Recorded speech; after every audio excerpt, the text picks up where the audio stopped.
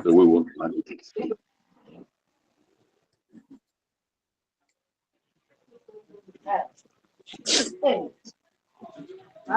Reading. Emanuela, mute yourself, please.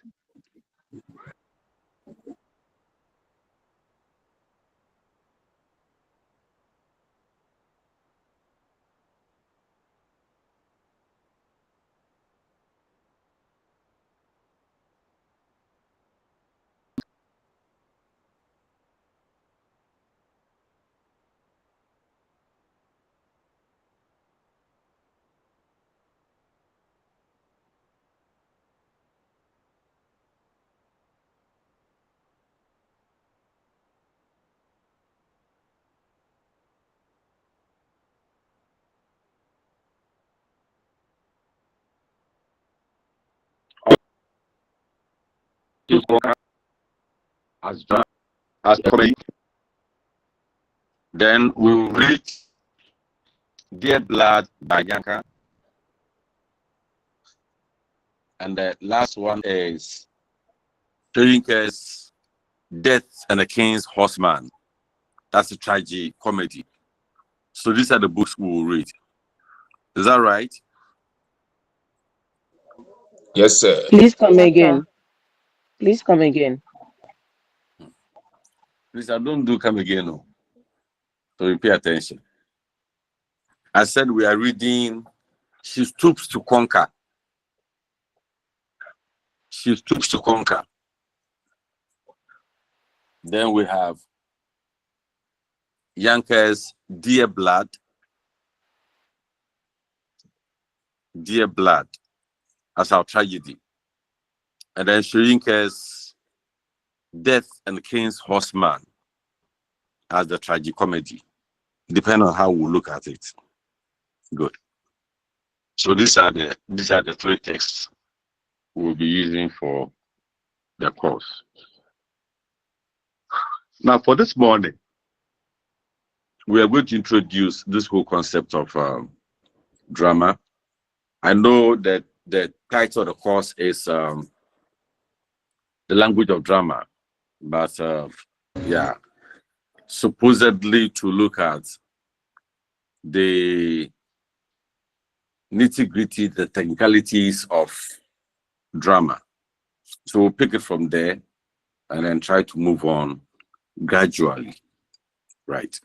So can somebody share with us what we mean by drama? Because I want to explain what drama is. We will discuss the elements of drama.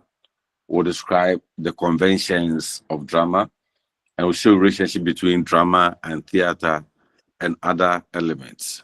So has anyone an idea of what drama is?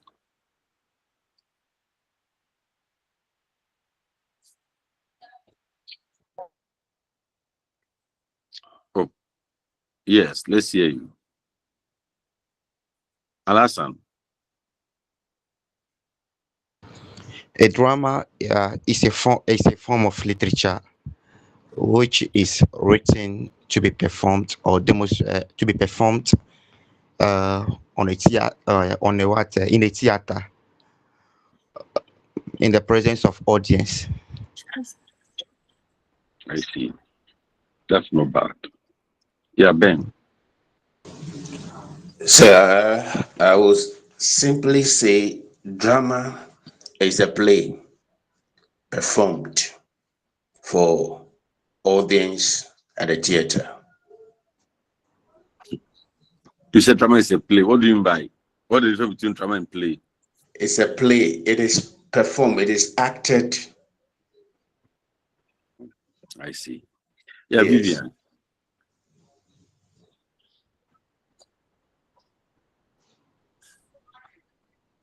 Vivian. Yes, sir. Hello. Your hand was up. Let's hear you. Yeah. Drama is a performance that tells a story, often with acting, dialogue, and emotions. I see. Yeah, Hilda. also say a type of tele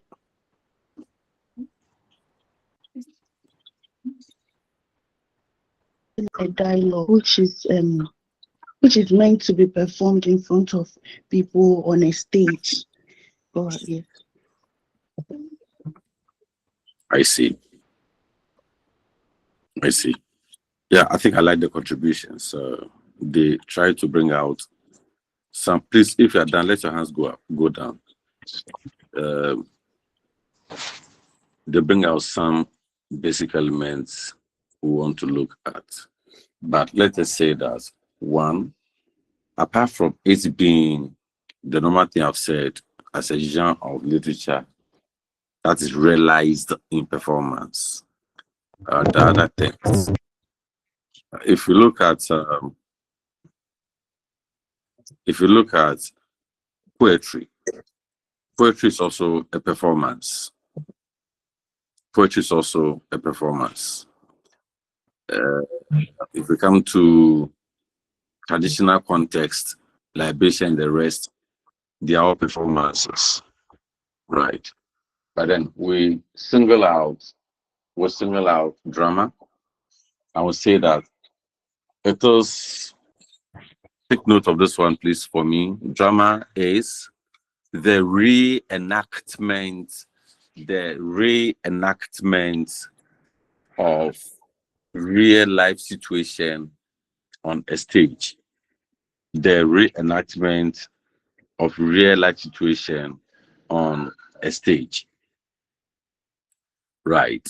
So if you look at it from this perspective, who has not muted himself? Kojo of Kwajara, please mute yourself. So if you look at drama,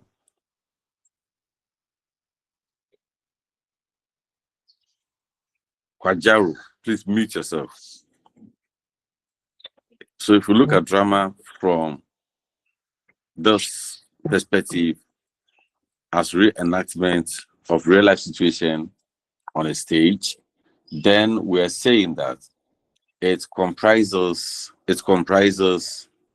characters who are designed to perform roles on a stage.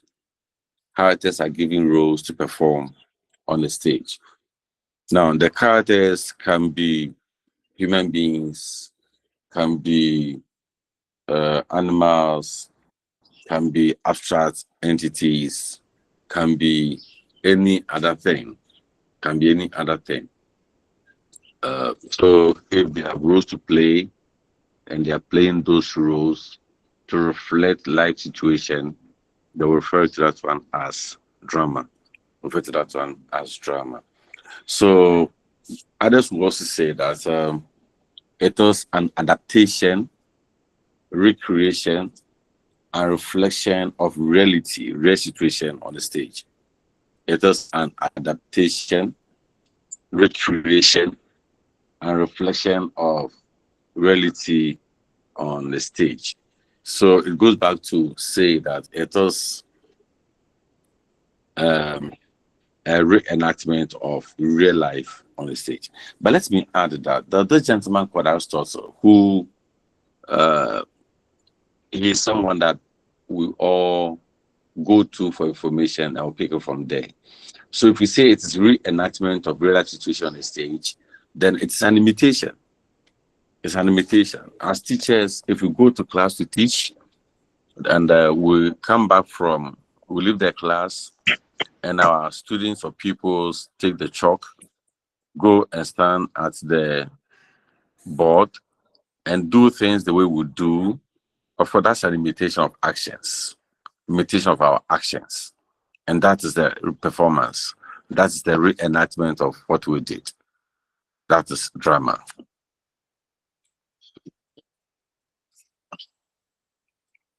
Yeah, Vivian, please, can we I hear did you? not hear the word well. Is it real or real? Drama is the real or real enactment. Reenactment. Reenactment. Okay. R-E dash Okay. ENACTMENT. Thank you so much. Reenactment. Thank you so much. All right. So if I'm continuing, then we can say that it is very difficult to separate drama from performance because drama is absolutely a performance. Drama is absolutely a performance. Performance in words, performance in action, performance in gestures, performance in everything, facial expressions, performance in so that characters would understand. That is why in writing a play, writers use stage directions. And the stage directions are very important because they control how the performance is to be done. The stage directions control how the performance is to be done. Drama is therefore considered as the most concrete of all literatures.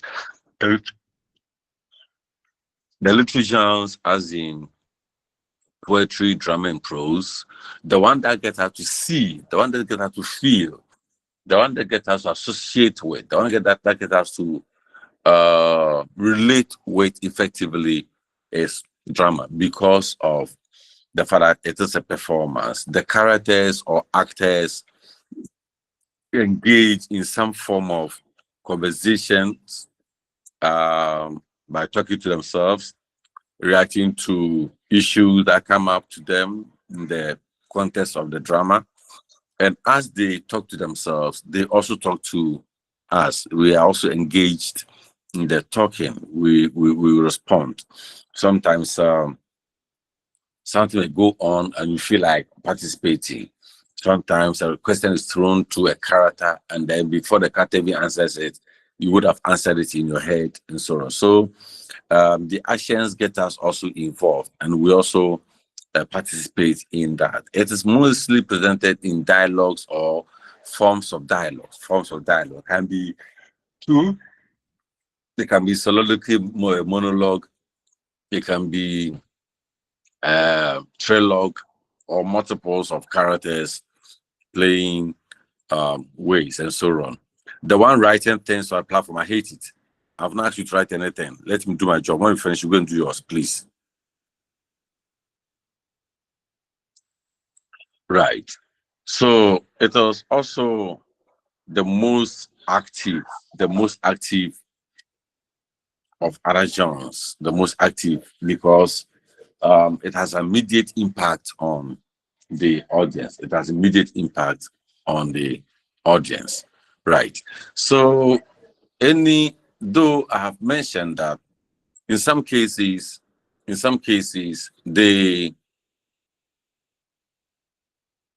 can be, or yes, in most cases, poetry is a performance. Yes, because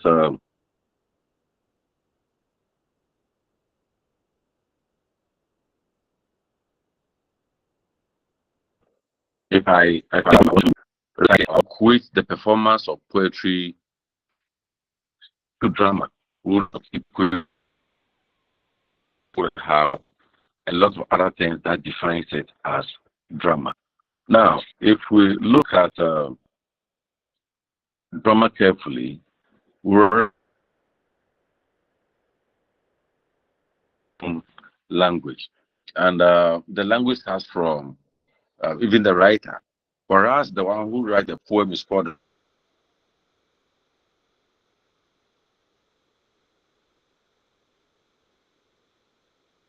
one whose voice we hear. So in drama, we don't have poets. We have a playwright or a dramatist.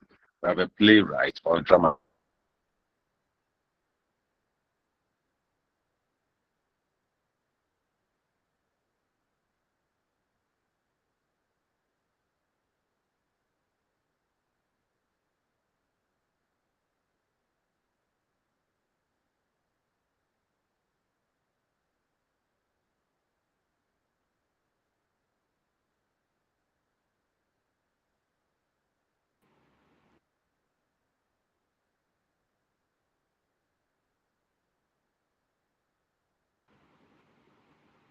Hello.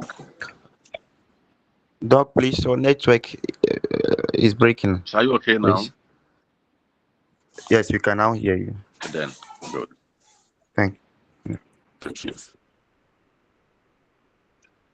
I'll start to introduce myself. Please, my name is Professor Nkansa. My name is Professor Nkansa, please. Department of English, University of Cape Coast. Okay. So let's observe that one. Okay, thank you, Prof. You're welcome. So, as I was saying, if you look at the language and the terms, other things that come with these, of course, language cannot be the same as drama cannot be the same as poetry. Good.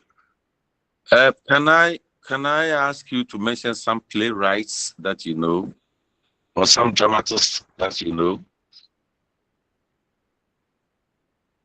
Yeah, Vivian. Amataidu. The late. Amataidu. Yeah. Emanuela, your hand came up as gone. Kate, let's hear you. Olarotimi. Olarotimi. Yeah. Any other? Yeah.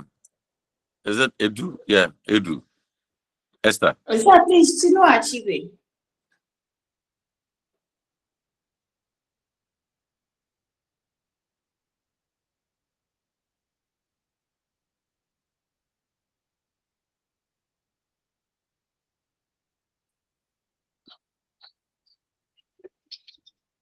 Yeah, Esther.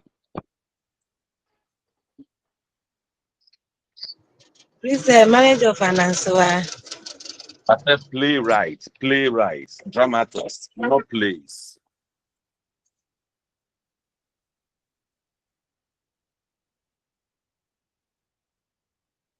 Amataidu. Thank you. So, if for Sutherland, if for Sutherland. Amataidu. Ladies and gentlemen, I don't entertain certain things. If you are not contributing, mute your phone. I don't entertain certain things, please. We are here for serious business. I beg you. Yeah, so let's go on with our names. Yes, Esther, let's hear you.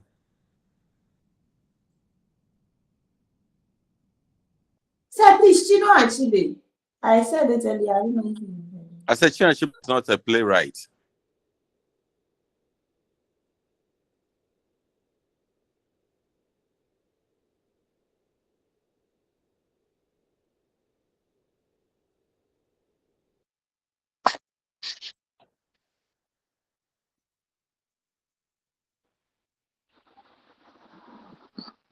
Hello, sir. Adam. Yeah, let's hear you. Efua Sutherland. If for Sutherland. Right. So we have several of them. So we can talk of William Shakespeare, who is an English playwright. We can talk of Langston Hughes, who is American diasporan playwright. We can talk about Tamila, who is also an American playwright. We can talk of August Wilson, American playwright. We can talk of Oscar Wilde. Shoyinka Amatedu, Shoyinka is a Nigerian playwright. Amatedu is Ghanaian playwright. Butayanka, Ghanaian playwright. Evo Sutherland, Ghanaian playwright. Efo Kojoma Ugbe, Ghanaian playwright. And then Joe DeGrasse, Ghanaian playwright. So there are several of them. And we need to know them. Can I ask another question? Can you mention to me any play you have read, any drama you have read?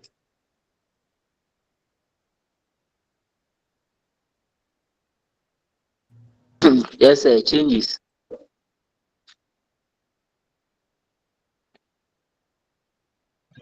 The dilemma of a ghost, sir. In the chest of a In woman. the chest of a woman. The dilemma of a ghost.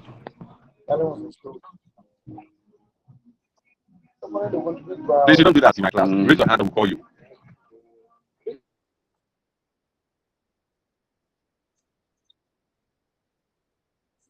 In Yeah, the Vivian, let's chest hear of you. a woman.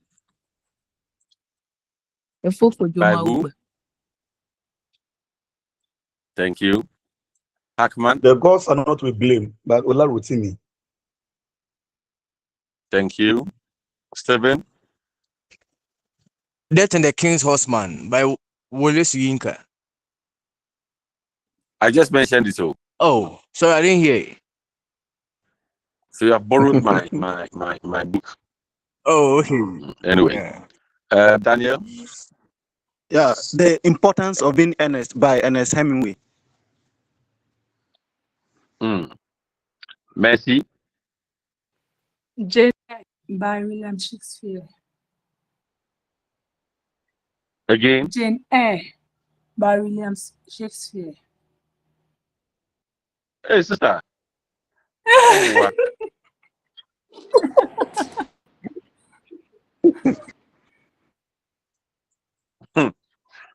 Jane Eyre is not drama. Jane Eyre is a novel. Oh, okay. It's a novel by Charlotte Bronte. Jane Eyre is a novel by Charlotte Bronte.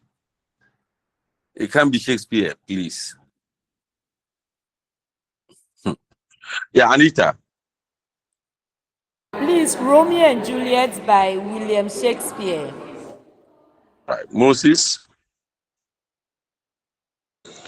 Julius Caesar by William Shakespeare.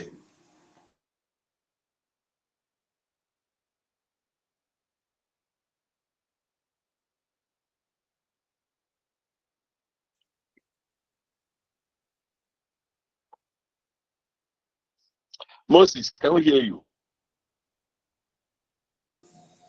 Sir, please, Julius Caesar by William Shakespeare. All right. So we have mentioned quite a number of them. And I believe we have not just mentioned them. Let me advise you, please. I know your desire to do this course is to be able to move from the basic schools to teach at the SS, or some of you are teaching at the SS, but I don't have what it takes to teach English and so on. To be able to stand well before your students, you need to read and read and read. So the books that I've mentioned, please find some of them and read them, and I guess it will help you. Right. Now let's look at the features of drama, things that define drama, things that let us say that if you find these in a text, then know that it is not a poetry, it's not a novel, but then it is a drama. Now, before I go on, let me establish a confusion that mostly comes to mind. Mercy, your hand is up. Any problem? Yes, please. I wanted to correct myself. I meant Othello. Othello. I wanted to say Othello. Sorry. Thank you. Apanda, your hand is up. Any problem? I wanted to mention this book, Anansi in the Land of Idiot by Yao Asari. Hackman, any problem?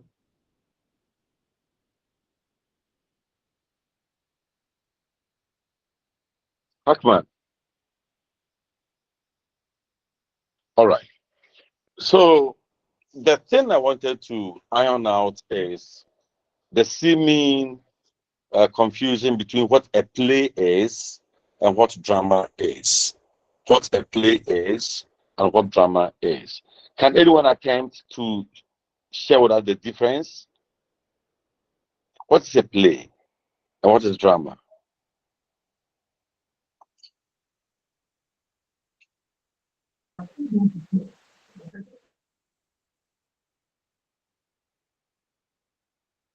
Anita. Please, a play or drama is an act which Please involves listen to me. Listen to me. I said the two are not the same.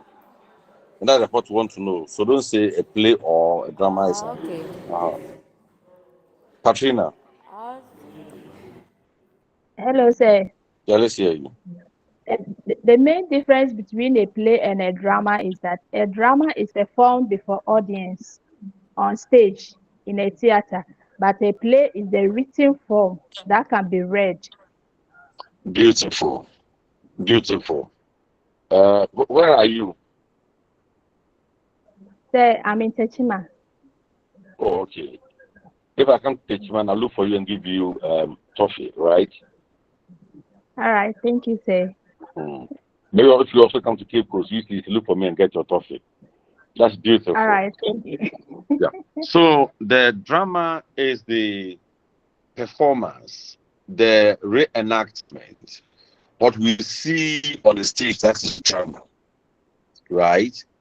But then the play is the book, the material we have in hand that we read in class.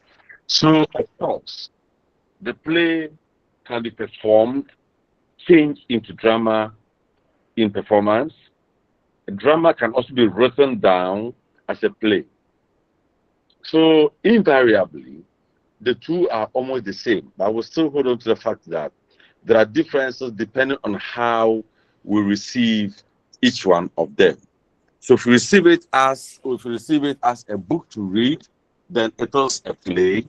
If we receive it as sitting there in a theater and watching it, that becomes drama. Thank you, Katrina, for that beautiful distinction. So don't let us confuse them. I beg you.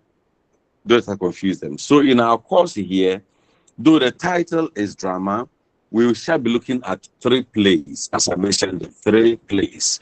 And the 3 plays will guide us to know, so that as we read them, we also try to imagine them in performance. Good. So for the teachers, we first want to say that I know this you are starting though, but those of you who have degrees already, especially if you did a degree with code, you will be familiar with some of the things I've been mentioning, because the module that you use to do language of drama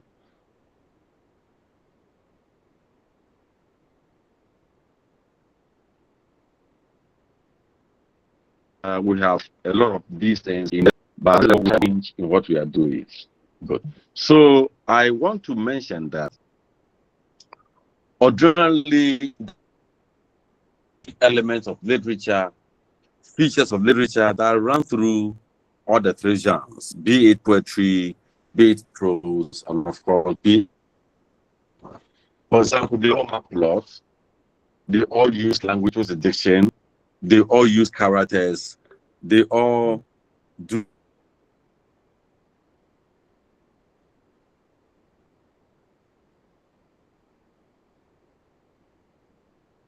have a lot of common. Yes, no problem, Vivian. Prof, please, the network is really bad. It's not consistent at all at my side. I don't know whether others are experiencing it. I think we are all having the same Hello, any challenge? Vivian. It is very bad. It keeps on breaking. I don't know whether others are experiencing the same. Yeah, it keeps that's the problem. It goes and comes. I will try to stabilize that, right? All right. So can I go on? Please, if you are not contributing, let your hand go down. If you put your hand up, you confuse me. You get me to stop. Hackman, can you let your hand go down?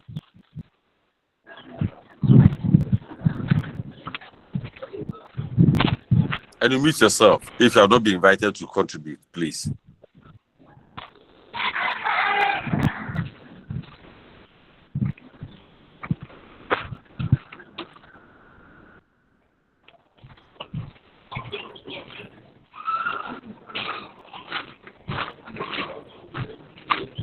Whoever the friend is, can you please mute yourself?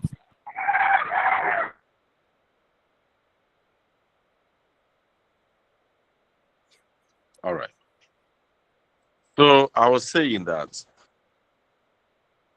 because drama or the play we are reading is also a form of literature, it shares almost all the basic features of literary works, such as diction, such as characters, such as plot, setting, and so on. But in the midst of these, there are some specific things that also make drama stand out from among the others. And that's what we want to discuss. So can someone, can you please share with us what you think are those unique things that make drama as a genre stand out? Genre as in GENRE.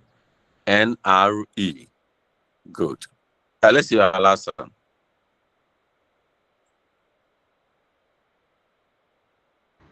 Hello, Prof. A drama is written in a dialogue. In a dialogue So form. drama is composed in dialogue. Now, it does not mean that we cannot have dialogue in poetry. It does not mean we cannot have dialogue in prose. We can have dialogue in all these, except that in drama, the most dominant mode of presentation is dialogue. Thank you. Yeah, Mercy.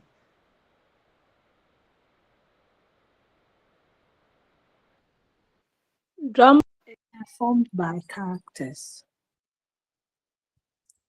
Yeah, it's true. But if we talk of characters, characters are found in all others. So let's say that drama has actors, or drama has dramatist personae, right? Good. Instead of saying characters. Thank you. Yeah, let's hear Rose. It is done in acts, maybe act 1, act 2, and so on. So it's structured in acts. And let's also understand that it's not in all plays that are written in acts. Others are written in phases. Some are written in parts. Others are in legs. But then there's that division different from seeing it as chapters or something else, as in prose fiction, prose and the rest. Good. So let's get two more and then we'll go away. I think Patrina's hand is up. Can we hear you? Yeah, drama is performed before audience. Yeah, it's a performance. It's a performance. Yeah. Victor? Yeah, the characters use costume in performance. Come again. The characters use costume in performance. So, yeah, we'll come to the costumes, other things. But the moment you mention costumes, we are moving away from just drama into what you call the theater, right? So, if we are summarizing it, then we'll say that drama is presented in the form of dialogues. Good. Now, we say that the actions are presented through the characters or actors engaging in conversations, engaging in exchanges, and so on.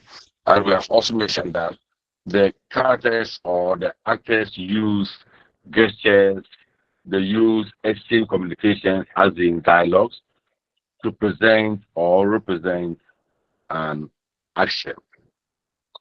Incidents and events are exposed through dialogue.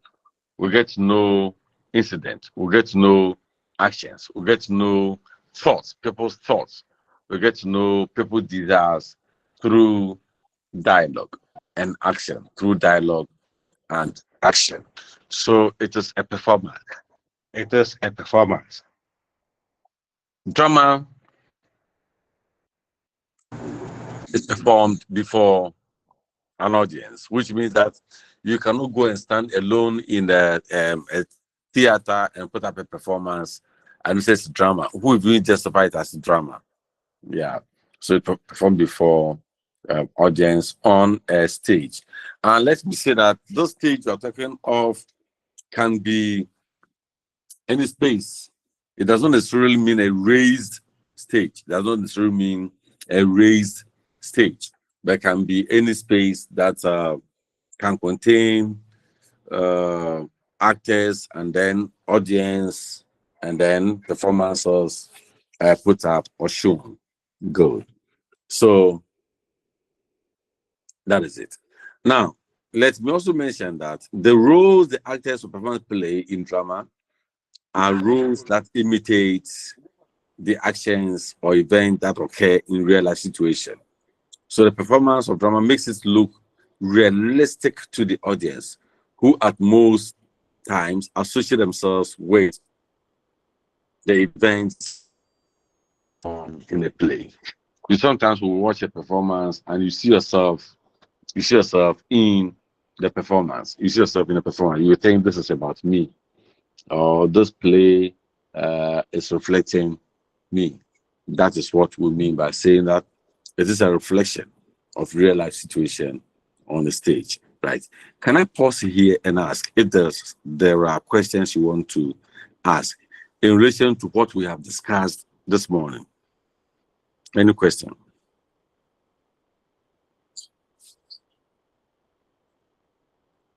Rose, your hand is up.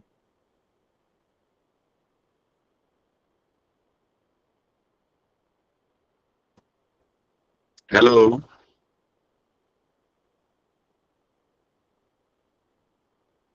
Yeah, Godfred.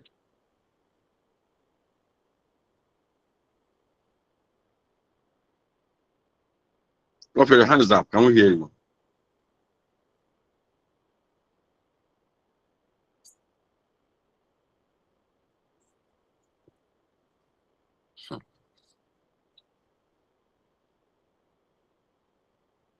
Yeah, Alasan.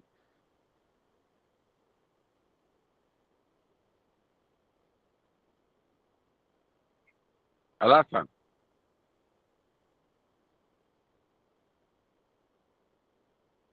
All right, can I continue?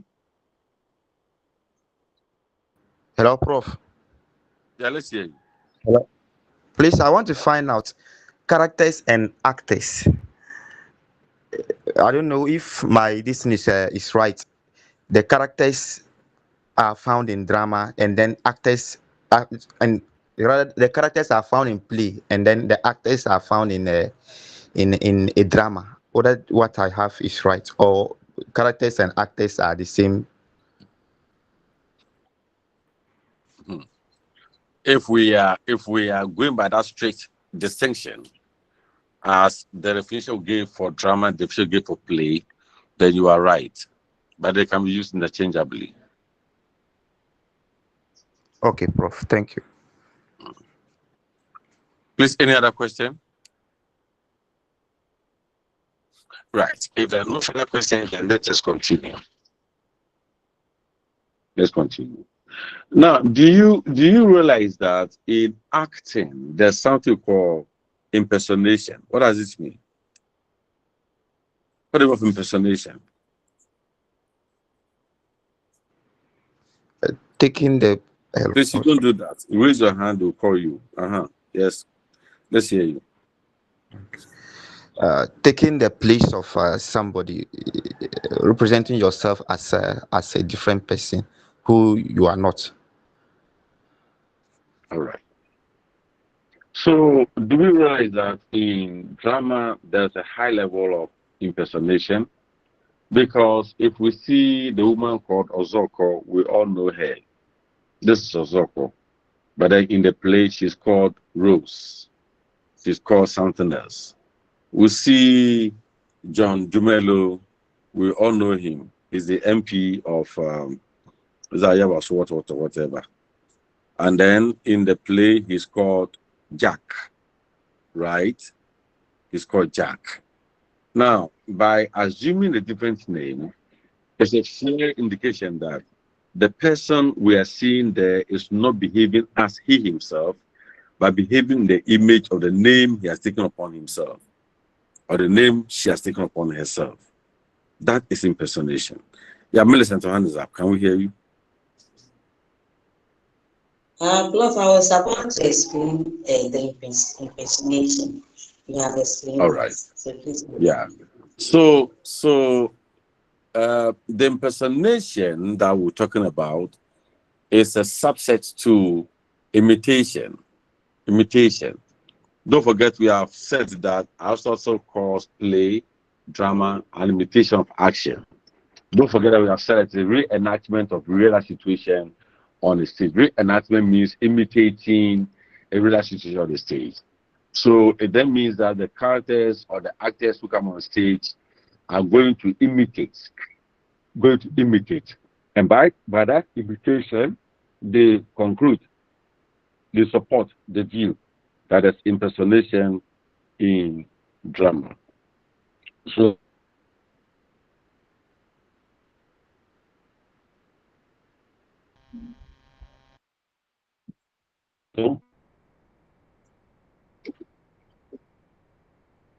or that he can also entertain us or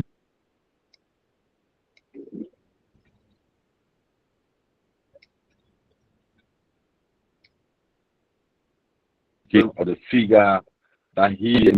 So we believe that we appreciate the role and not the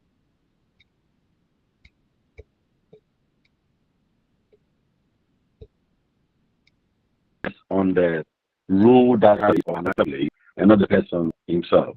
No, not the person as we know. Right. So we move on to types of drama. Types of drama. Good.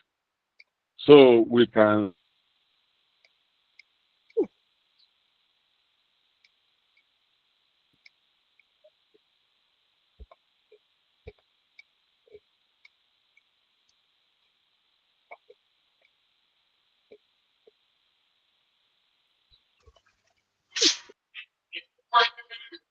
say that one, we can get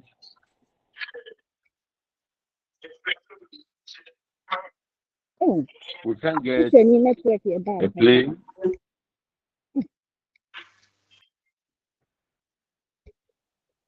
We can get a play that is happy, that is fun, that is exciting from beginning to the end. We can get it. And that one, it is called a comedy. It is called a comedy. Then we can also have a play that leaves us in the mood of reflection because something unpleasant might have happened to a character or something. So we find ourselves in the mood. And that is called tragedy. Then we can have a play that seems to start on a very serious, sad mood throughout, but then it ends on a tone of fun, a tone of happiness. Right. Then that becomes tragi-comedy. That becomes tragi-comedy. So these are the three types of drama we have. But let's also mention that even if you go to play, if you go to novels, a novel can be a comedy, can be a tragedy, can be a tragi-comedy. A novel can be a tragedy, can be a comedy, or can be a tragi-comedy. In the case of poetry, it doesn't get so developed, but then we can also see tragedy, comedy, trichometry, the tragi-comedy in poetry also. But then there are common features of drama. Yes, there are common features of drama. Right. So we have identified these three types. But then we can also look at some minor types within these three, some minor types within these three. For example, we can mention something like a melodrama, right? Or monodrama. Monodrama means one person on the stage performing.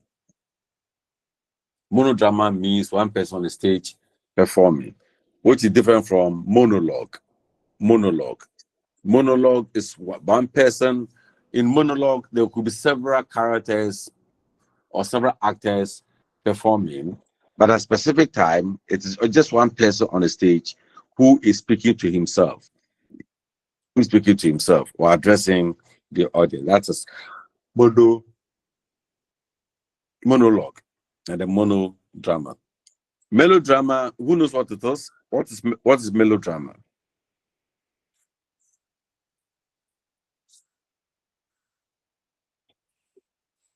Yeah.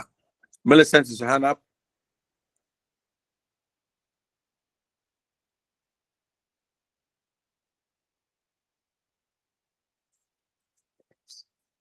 Hello. Are you with me or you are gone? We are here, please. Please, we are here. So I ask a question. What is melodrama? Melodrama.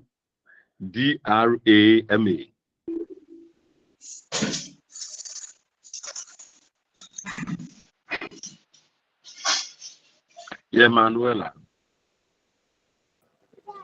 Okay, so when we talk of a melodrama, it is a dramatic form that presents that emotions with exaggeration, and mostly there's good and evil.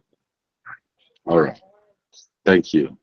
So the exaggerated element is what we are interested in. Thank you so much. Right. Right. Right. So that is melodrama. You can also talk about a farce, Farce. You can talk about farce. Good. So if you take comedy, for instance, there are several types, minor plays within the comedy. With the comedy, we can talk of satire. Satire. What does it mean?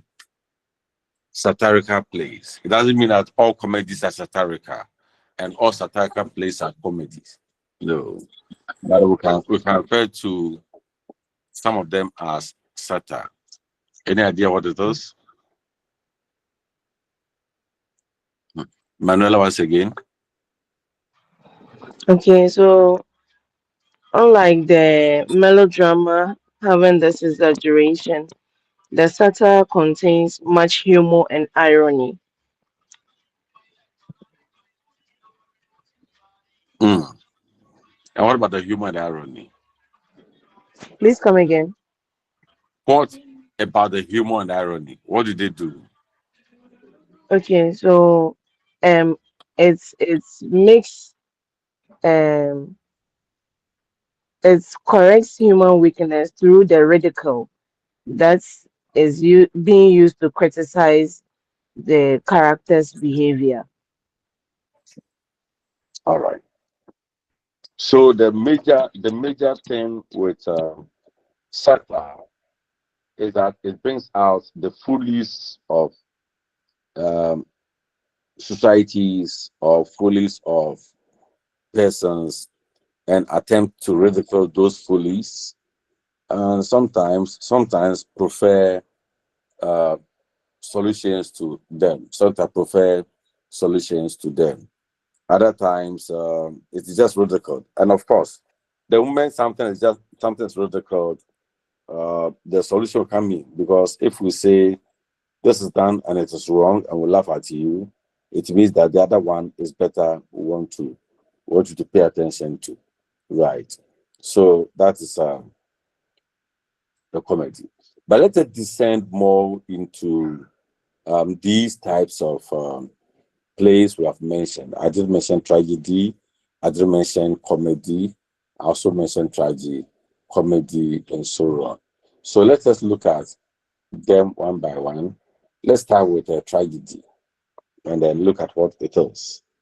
Uh, can someone tell us what tragedy is?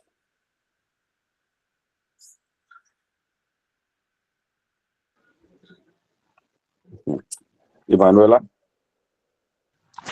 Okay, so when we talk of tragedy, this is a type of drama that seeks to cause much pain to the um the viewer or the audience. It makes you feel that kind of sadness in it.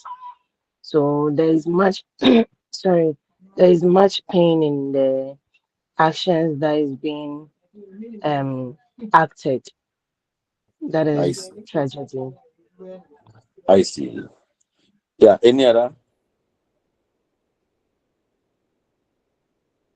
Yeah. Katrina?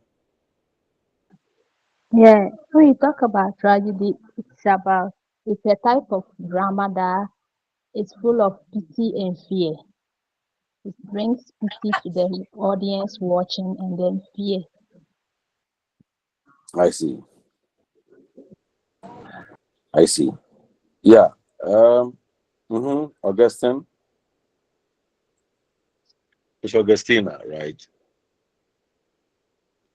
Tragedy and drama. It's a drama that exhibits sadness and sorrow. Mm. Mm. Kate. Yes, hello, Prof. I will also say that tragedy is a type of drama that ends on a sad note. I see. That's fine. So let's be straighten some points. One, we have several definitions of drama, of tragedy, depending on who is defining it. So you have Aristotle's definition of tragedy, uh, which which says that it's an imitation of action that is serious, right? That causes a change in fortune, such that the change in fortune brings pity to the affected character and then fear to the audience. That is one. Then we have Atamile's definition of tragedy. We can also have Shakespeare's definition of tragedy. We can also have the modern writer's definition of tragedy. Now, let's understand this, that it is not in every context that a tragedy will be sad or will be sorrowful. It's not in every situation.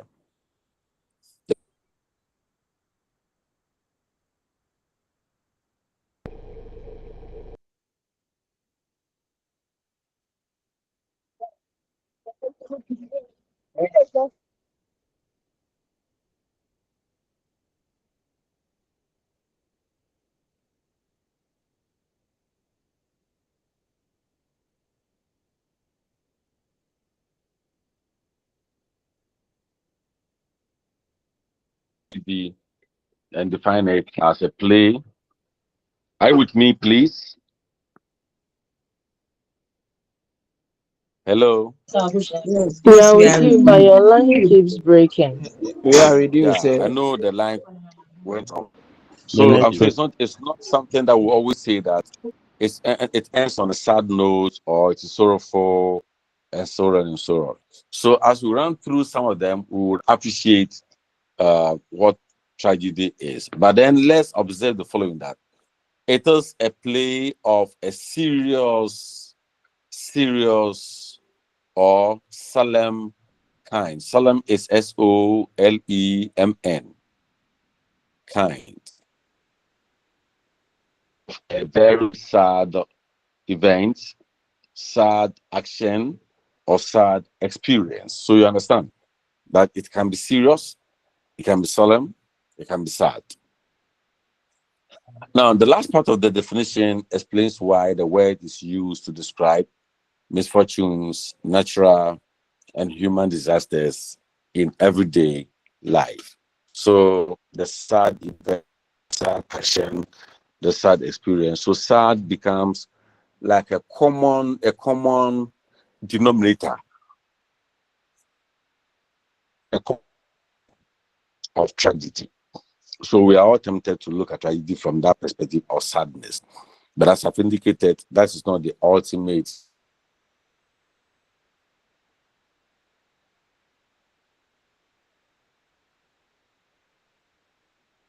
definition for all of them.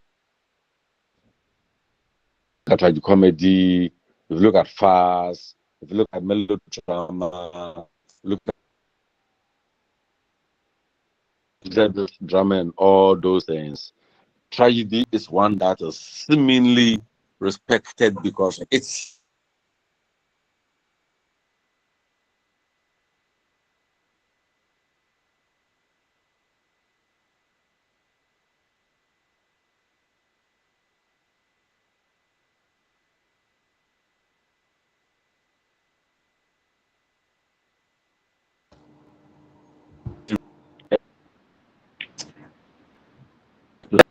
which one do you keep in mind? Bro, some of us didn't hear you. The network keeps on breaking. So, I know, that's why I pause. When it breaks, I pause for you to come back. The question I asked was, if you watch a movie that is tragedy and a movie that is comical, which one do you keep in mind?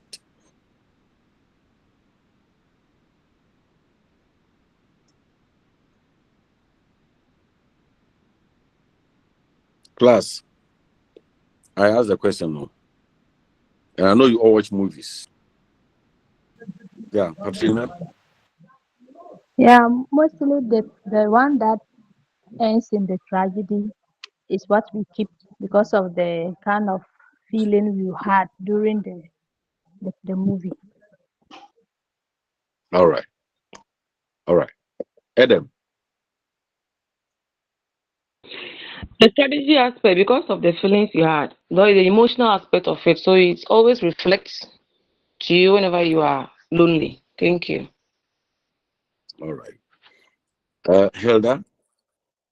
Yeah, the tragic movies always leave this strong emotional impact within you. So you kind of remember the events, maybe the struggles, and also the lesson or about it. So All right. we often keep the tragic movie. So your contributions support the statement I've made that it's the most respected of all the dramatic genres. It does not mean that we don't respect comedy. It does not mean that we don't respect tragicomedy, but we're saying that it's the most respected and it has attracted many definitions and rules. Tragedy has attracted rules, starting from the Disc Aristotle, who is seen as believed as the first person to write on the circumstances of and what tragedy should be, etc., etc. But today, some people even continue to use Aristotle's definition of tragedy and so on. Right. So, as I mentioned earlier, if we should delve deeper into Aristotle's definition, let me read a bit to you. Aristotle defines tragedy in his book titled Poetics, that tragedy is an imitation of an action that is one, serious, two, complete, three, of a certain magnitude, and written in a language embellished with each kind of artistic ornament, several kinds being found in separate parts of the play, in the form of action and not narrative, through pity and fear, affecting or effecting the proper purgation of these emotions. I'll refer you to Aristotle's Poetics. The Poetics is Poe.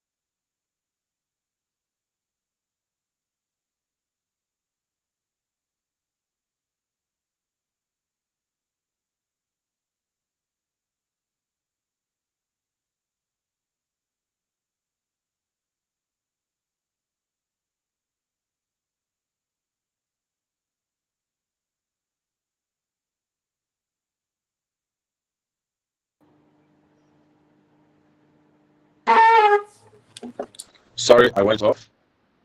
So I was saying that if you get Aristotle's Poetics, you find the definition beautifully written there. But I was even adding that Aristotle also defines comedy and gives the characteristics of comedy.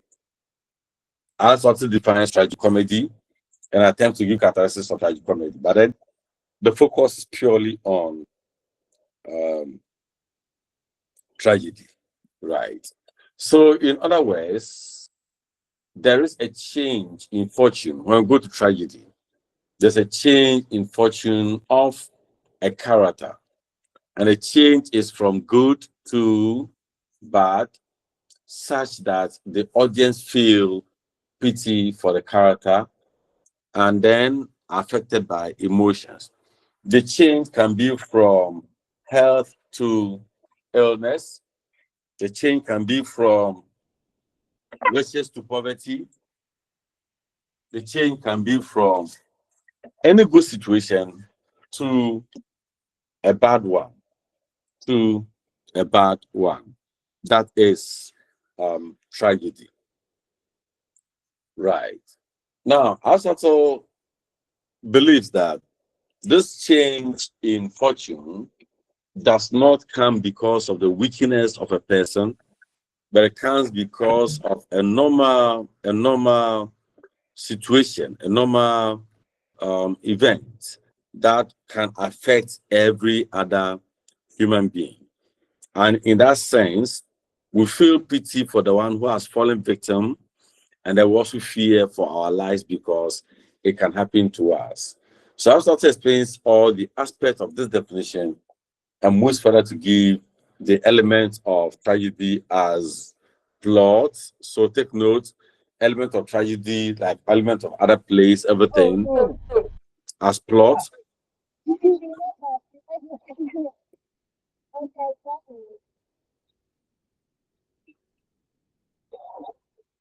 Character, thoughts, diction, music, and spectacle. Right. Yvonne, your hand was up. Any problem? No, sir. Sorry, sir. Hear that your hand is still up. Any problem?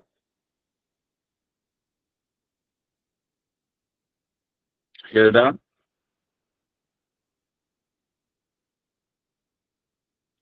All right. So let's hear it. Yeah. Alasan? Prof, please, I didn't get the last part you just explained. All right. Can we go on, please? Millicent. Master Rich, I didn't get the latter part. Elements of, I didn't hear the topic.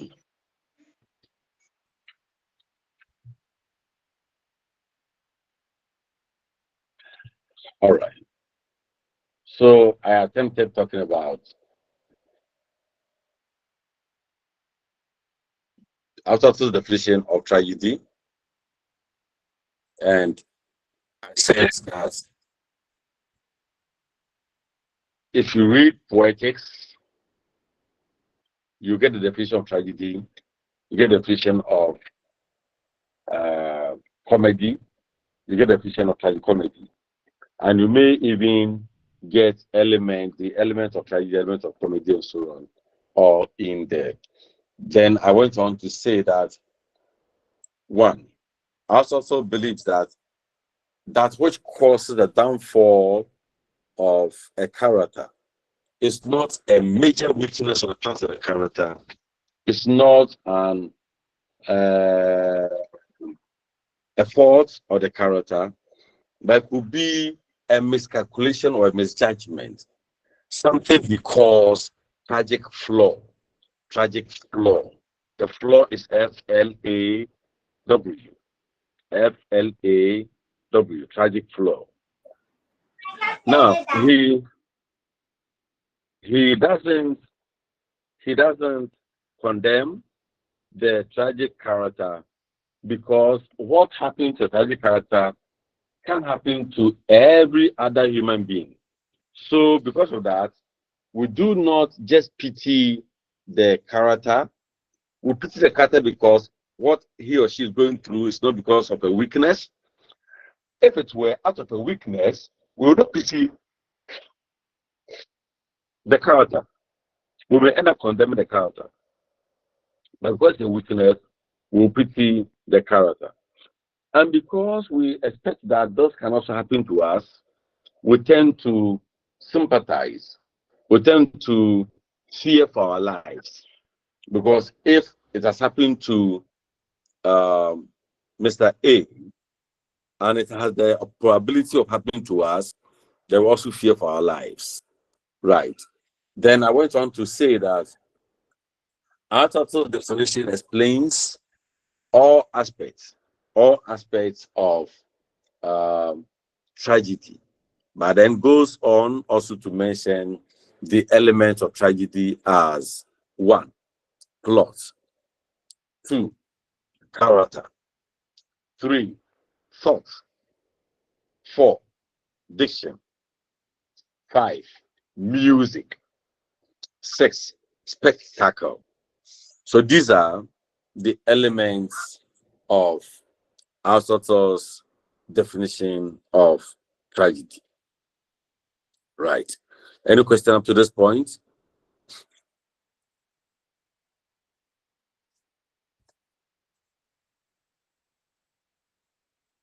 No, please. Right.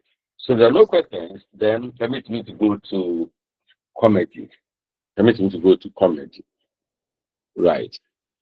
Now, comedy, as we have all seen, is a literary form and a type of dramatic work that is amusing, you may say, that is satirical in its tone, you may say, and mostly having cheerful ending. I've used mostly because it's not in all instances that it will be cheerful ending. 2, with all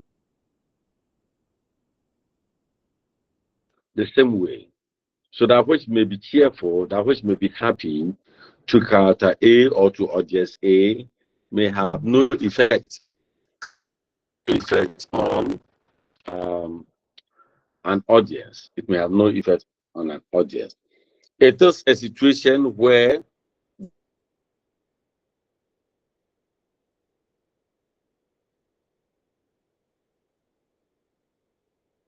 a villain that's too bad, or the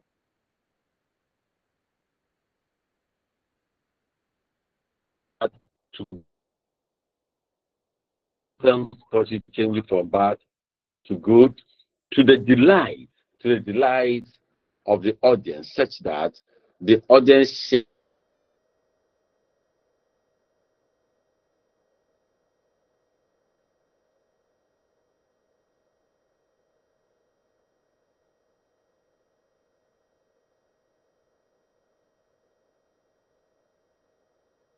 but in the process of attempting to cheat the just person, the wicked person rather find himself cheated. And then we clap for, we are happy because the one who is to be cheated has not done anything bad that should be cheated. And therefore, if he is out of the net of the cheater and the cheater is rather cheated, then we are all happy for that. And that is comedy. Yeah, Dora, let's hear you. Sir, please, can you go over that again? Your network was breaking. I couldn't put the pieces together to understand. Our side to the same. Thank you.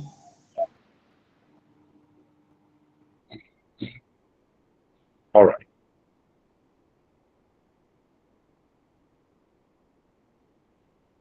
So, in comedy, we see once again a change in fortune. But this time, the change in fortune moves from a bad fortune to a good fortune. It moves from a situation where the one who is supposed to inflict the pain on his victim, rather receives the pain, and the victim receives relief. So in that sense, we all become happy for the victim, right? So the purpose of comedy is to work out a triumph over unpleasant situations or circumstances. Work out a triumph over unpleasant circumstances by creating comic effect, resulting in a happy or successful conclusion. In other words, comedy is supposed to achieve two things: creating happiness somewhere, and then creating fun also among the audience. So comedy has, as I mentioned earlier, it has several multiple subgenres depending on the source of the humor, the context in which the author delivered the dialogue, and then delivery methods. So, for example, if the humor is to ridicule weaknesses in a society or in a person, and so on, we may call it satire. If it is extremely exaggerated and then emotions deepened, we may call it melodrama. So there are several others, as I mentioned. We can have farce, we can have burlesque, and so on and so forth. Right. So before I move to the next sub issue, Moira's hand is up. Can we hear you, Moira? Is Moira? Oh, so good morning. Please, I wanted to tell my sister that the manner that you are using is on the page, so she can follow from that place. Thank you. All right. So we moved into what we describe as types of comedy, and we have two main types, what we call the high comedy and the low comedy. Where a high comedy is a form of comedy that is distinguished by elegance and intended to appeal to the intellect. So there's some comedies that people of high intellectual capacity would enjoy, high intellectual capacity would enjoy. And then there's also others that people of low intellectual capacity will enjoy. And I say that for some of us, we don't just watch any comedy. The comedy must excite things. It must not just be the ejacos and the rest doing their things, and then no, we have comedy. So those comedies that will appeal to us may be called high comedies. The low comedies, we'll talk about them. So a high comedy makes us think about why a particular instance is organized as humorous. The high comedy makes us to think because it appeals to our intellect, and it's mostly the satire. So high comedies are often satirical in nature and they point out the weaknesses in humanity. Right. So we come to low comedy, and it's obvious that the low comedy will not appeal to the intellect, but to just get us to laugh and laugh and laugh and laugh and laugh. That's low comedy. Yeah. But high comedy will get you to think, reason, examine, appreciate, and so on. Right. So can I go on, please? Can we go on?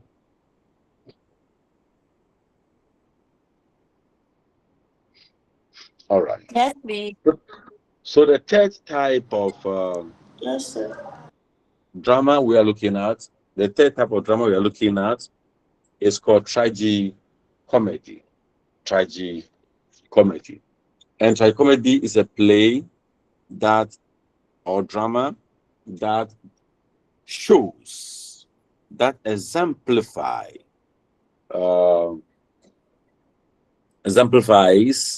features of the two we have discussed, features of tragedy and features of comedy. It might be in equal proportion. The features might be in equal proportions, but it could also be in different proportions, right? So we have it that way. So when we watch a play, when we read a play, or we watch a drama or we read a play that appeals to the two aspects, our comic aspect and then our tragic aspect, then we are dealing with tragedy comedy. We are dealing with tragedy comedy. So the dominant element of tragedy comedy is that it attempts to threaten to be tragic. It attempts to threaten to be tragic through a twist, but then ends on a comic note. It attempts to be threatening to be tragic, but then it ends on a comic note. Good. Right. Any question up to this point, please?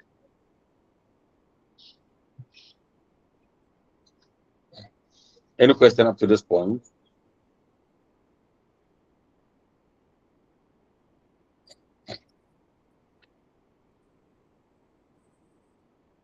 No, please. All right. So if you have no questions to ask, then let us move into this second bit of what we are doing. We have ordinarily tried to explain drama, its types, and so on. So we want to turn our attention to look at those elements that Aristotle brought up as defining elements of the tragedy, which of course we say that it's a defining element of all plots. But let me also mention that tomorrow we'll meet and talk about closed fiction. We'll meet and talk about closed fiction. And in closed fiction, the things I'm going to say here, that is the definition of the plot, the character, and so on, they are the same in closed fiction. So let's pay attention so that we use one stone to kill two birds when it comes to discussion on the elements of closed fiction and elements of poetry and all those things. Can you tell me what you think of as a definition of plot? What's plot?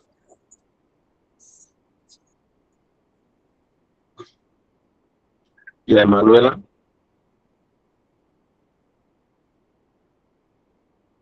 Okay, so when we talk of a plot, the plot is the sequential event that takes place in a play or drama. I know you have the slides I'm using, but I don't want you to give me that definition. Please, I'm not using anything. Whatever. It's coming from whatever. The slides are there to guide you, so you have to get it. Mm-hmm. Yeah. Any other? Yeah, Alasan? It refers to the sequential order in which events in a play are unfolded. I see. Sandra? Yeah, please, this refers to how the scenes in the drama have been arranged. Right. For me, plot goes beyond the things we have said, and then we'll walk through a few things and we'll come to that conclusion. That plot is more than what we have said. For example, if we say it's a sequence of sequential arrangement of events in a story, that is not a plot. That is a story. So, for example, if I say the woman got married and she had children, that's not a plot, because though arranged in sequential order, You need to get married, and then before you get pregnant, and then go to bed and have children and so on. But that the sequential arranged, but that's not the plot. So we said that plot is the organization of series of actions or events, usually moving through conflict to climax.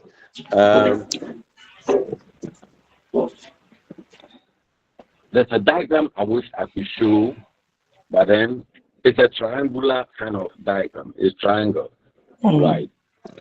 That is the nature of the plot. The plot would have 5 stages. So if you look at the triangle, the base of one end, the left end, is what we call exposition, and then the tip of the triangle is called climax. Then the other end of the triangle is called denouement or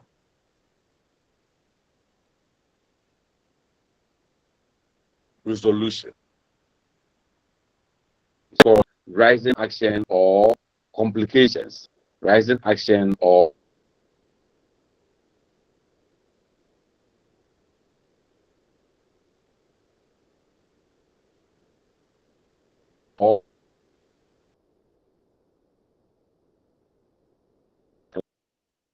now we would always define plot as one sequential arrangement of events in a story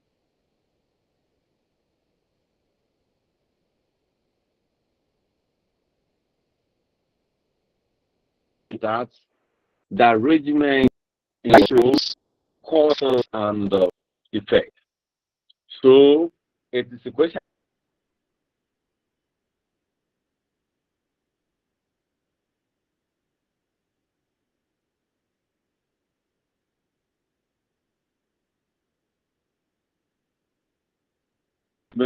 Causes and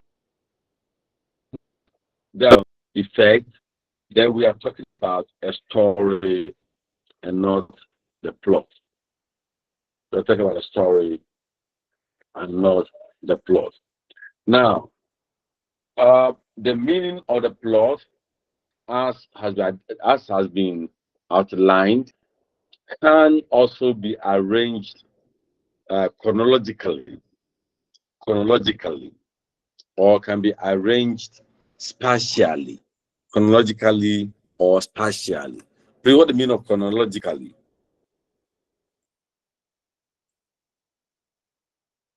Yes, Emanuela? When we say something is chronological, that means it is in order. It is orderly arranged. But then it follows a certain pattern. Yeah. But thank you for that one. Yeah, Hilda, can we hear you? Sandra, your hand is up. Any problem? Hilda, your hand has been up. Any problem?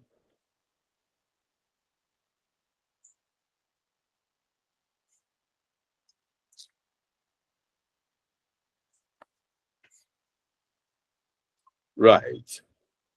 Chronological order means following time.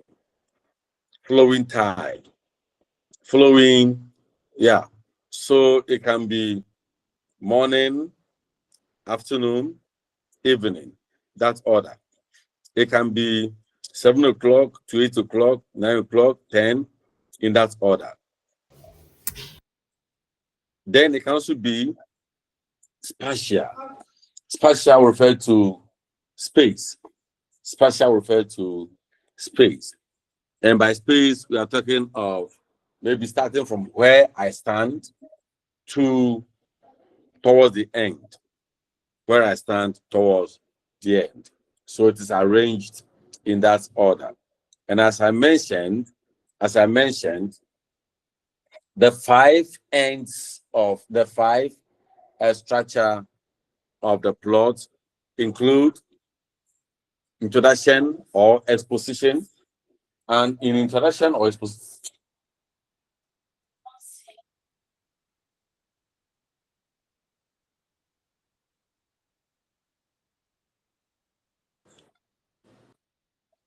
now the exposition or the introductory part is where major issues are introduced.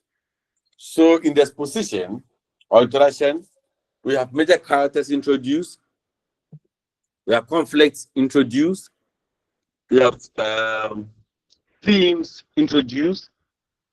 Anything we need to know gets introduced at the exposition.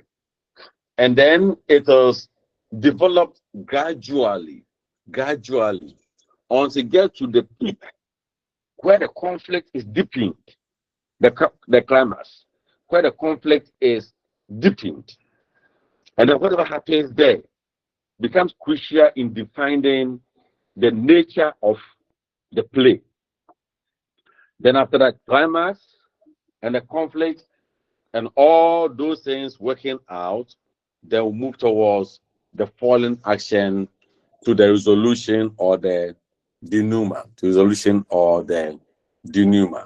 right? So we define the climax as the point where the fate, F-A-T-E, or the central character is determined before it moves down to resolution or conclusion, where the conflict is resolved, or what will happen to the conflict gets happen to it, and then we resolve it. So the difference between the plot in prose fiction and a plot in tragedy is thus.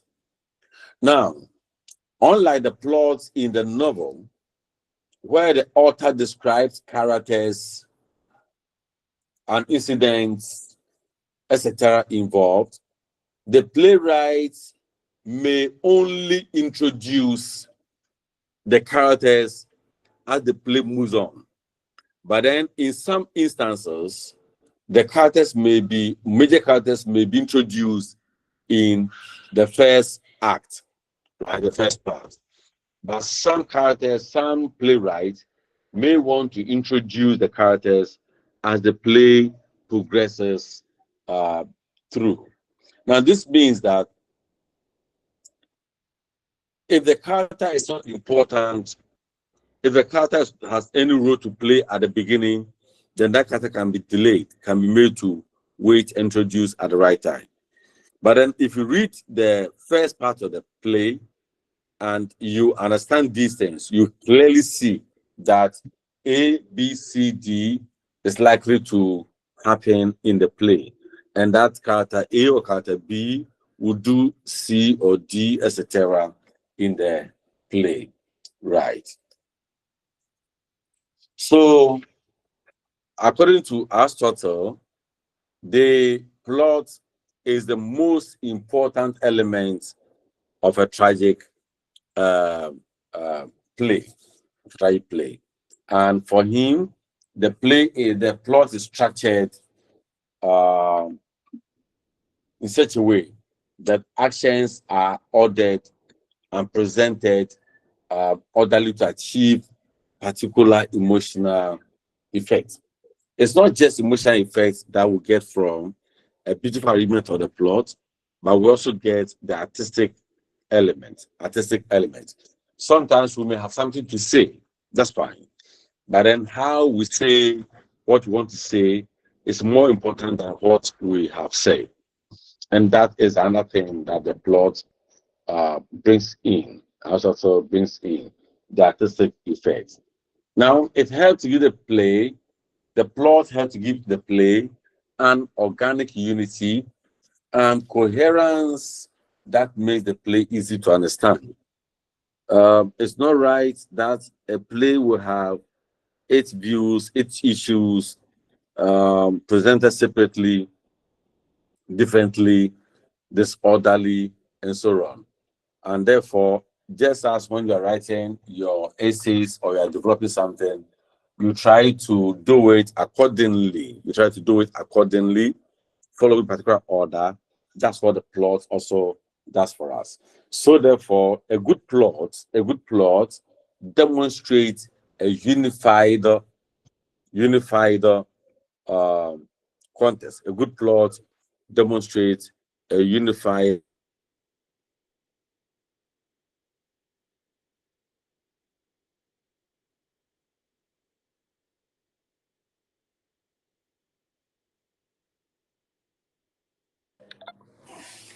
sorry. A good plot, a good plot demonstrates a unified focus. Demonstrates a unified focus. Right.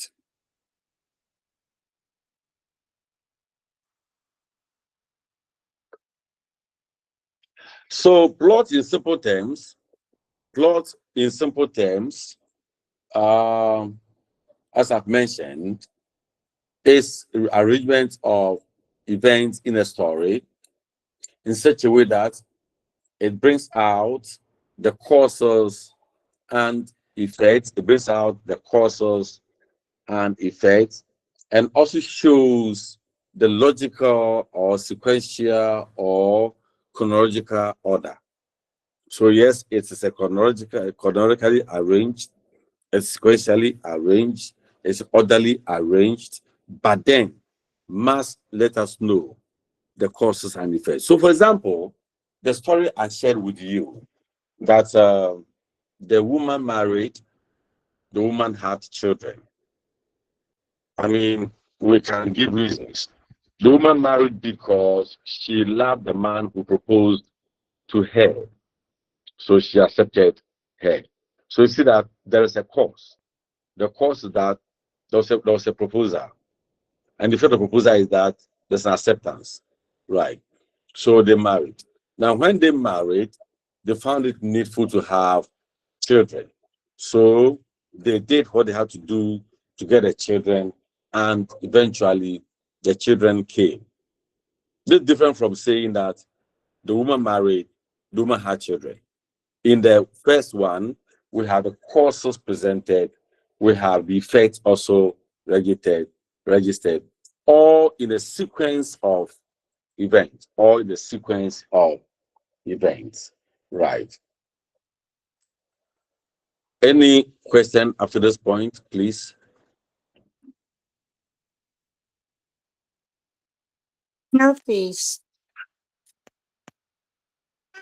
Then can we pause?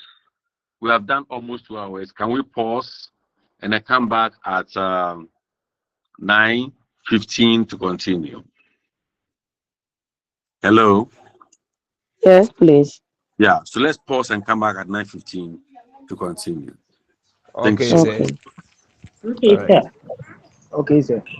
Okay, sir.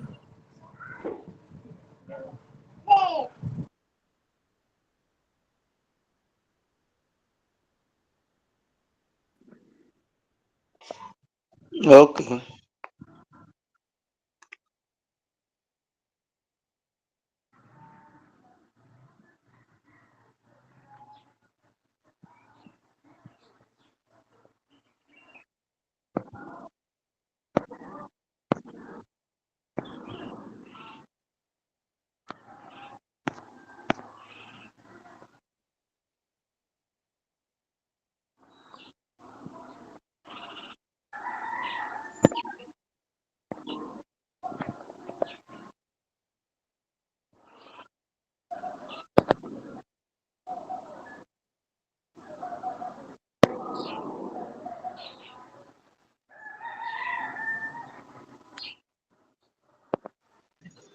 Hello, Mpamucho. Yes, yes, tambe. 9:15. Mpacho mdasi.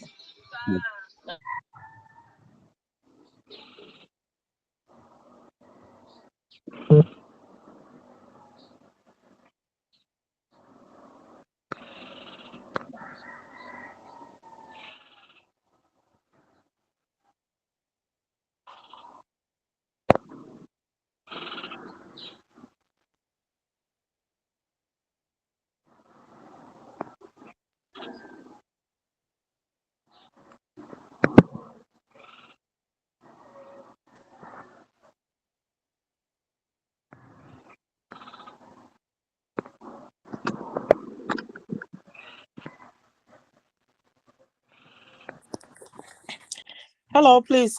Could someone share with us the books Prof made mention of that we will be using?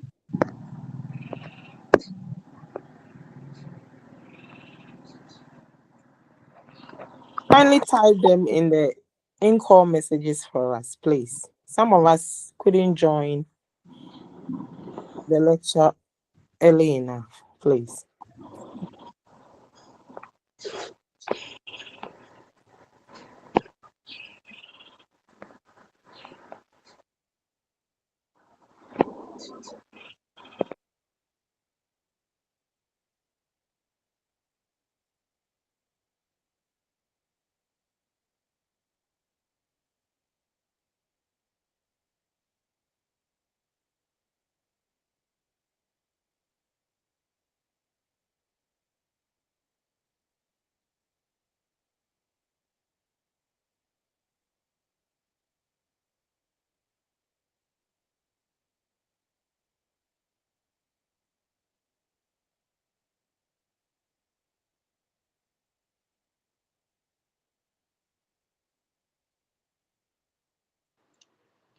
Hello? The person asking about the books, please, are you there? Yes, please, I'm here. So he said we are going to use He Stoops to Conquer. That is the title of the one of the books. He Stoops to Conquer. He stoops to conquer. Yes. Please take your time. I'm trying to jot them down. Okay. Stoops. Is it Stoops? Yes, please. Stoops. Yes, please.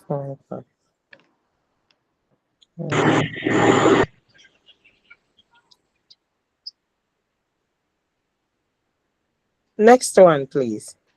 The next one, he said, Dear Blood by Yonkers. Dear Blood.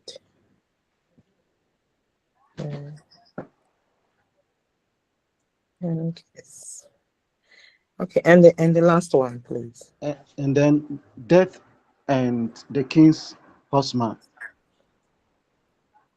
The King. Death and the King's Horseman. Come again, please. Death and the King's Horseman. Death. Yes, Death. Okay. And the King's Horseman. Death, right? Yes, yes, please.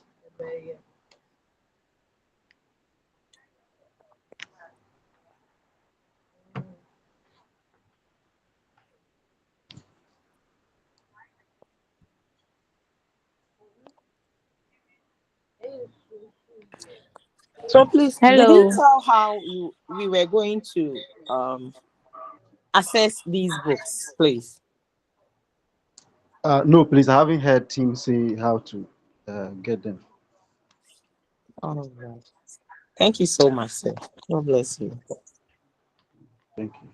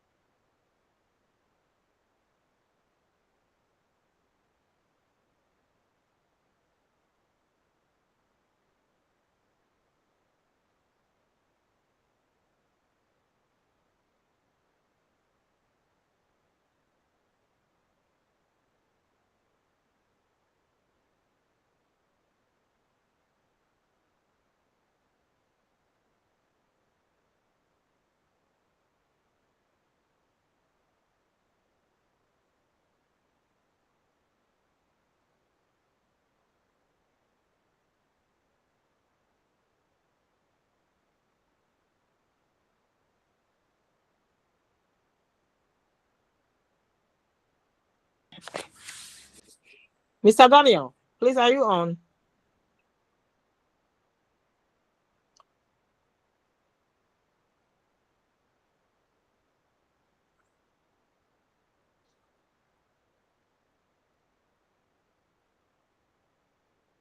Hello, please. I'm here. All right. So about his unstable signals, did he say why he was having it, or he didn't say anything about it? I wanted to know if it's a temporal problem that we are going to face, or it's Yeah, I haven't heard him say anything to that effect, please. all right. Mm, Thank you.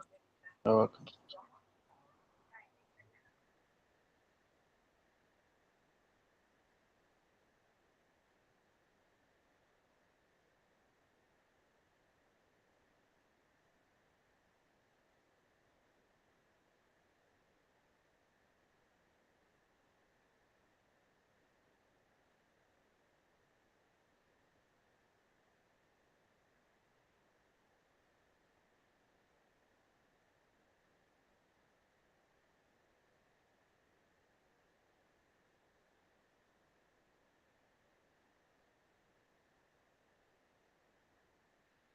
Hello, hello, please, do any of you have the slides on what you are doing?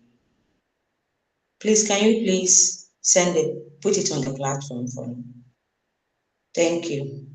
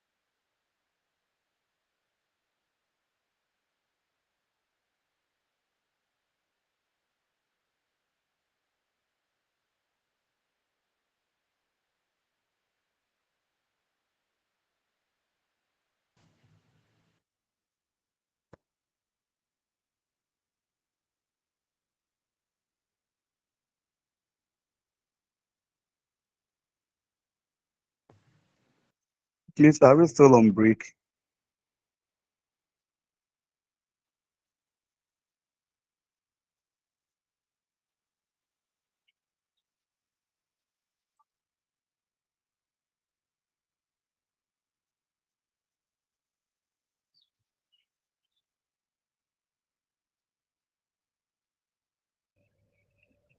Hello.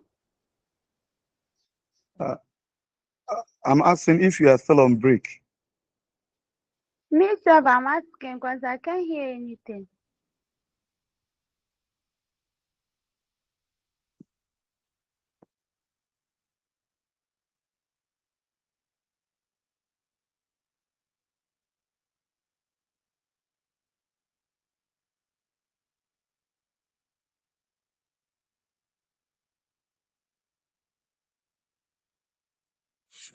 Yeah, hello.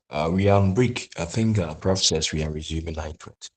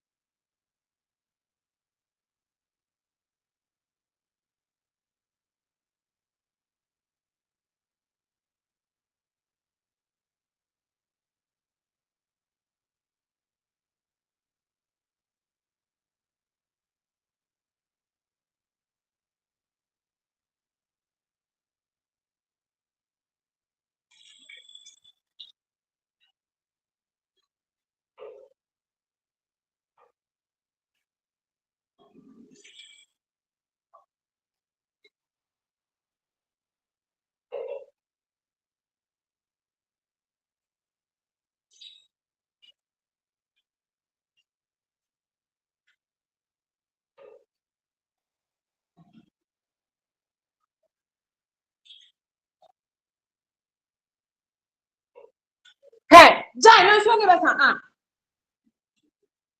Yeah.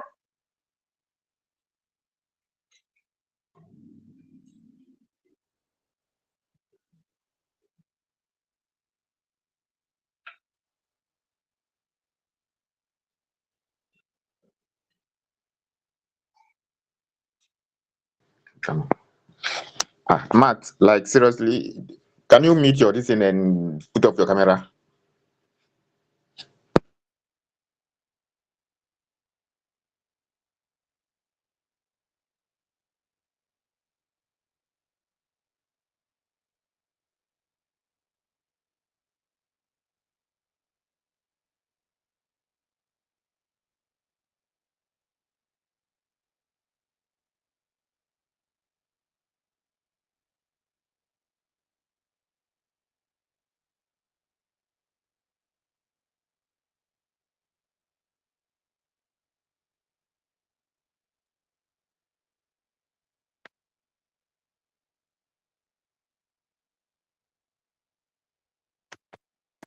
Hello.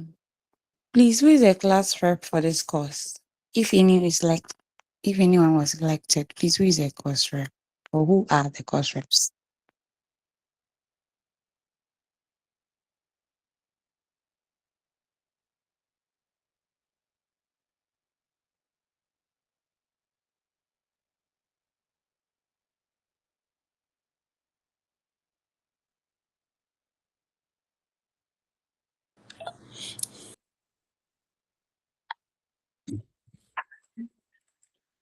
All right. You welcome back. So let's continue and see.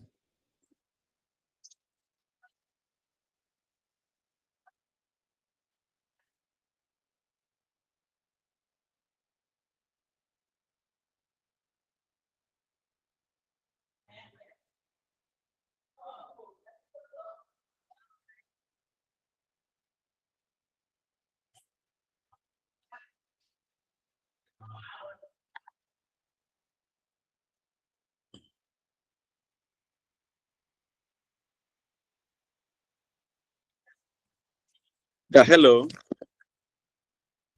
Hello. Uh-huh.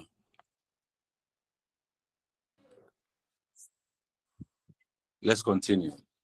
So we're talking about the plot, and we talked about the various aspects of the plot. We are looking at the structure of the plot. Now, if we are falling off from or continue from what we ended on, that there must be coherence. There must be coherence in the plot. Then the plot must have a good beginning, rise to the middle, which is the climax, and then a beautiful end. So the pyramidic structure or the triangular structure I mentioned means that we have a beginning, we have a middle, and then we have the ending. And that the beginning, which is the position, starts or sets forth the information we want to know. As I mentioned, introducing characters in the case of, in some cases, the conflicts, the themes, and so on, and initiating the nature of the conflict. So the beginning of a plot introduces all these to set us up for the dramatic act. Then we come to the middle, which is the climax, coming out of series of complications, series of interactions, series of engagements between characters, among characters, settings, other things, and getting to the top. That is the climax. Where so the complications results from rising actions, series of them, rising actions, and so on. And then the conflict deepens to the peak. So if we look at some examples, you will soon be reading the play Dear Blood. And in Dear Blood, for instance, we are open to the events that unfolds through the story. So there's initial dialogue between Kwamena and then Apia. And this sets the pace for us. So the first engagement, there's an interaction. Apia comes there looking for somebody, and the question is, do you know the name of this place? Then the name of the place is mentioned as a Mukura. And then the engagement goes on. The Mukura suggesting what? And all other things. So the active members of Dear Blood gets introduced in Act 1, Scene 1. Penny is mentioned, Kakra is mentioned, Asa mentioned, Kwamna, Pierce, they are all mentioned. And we also have the fact that there is death. There are conflict about death and so on, also mentioned in the book.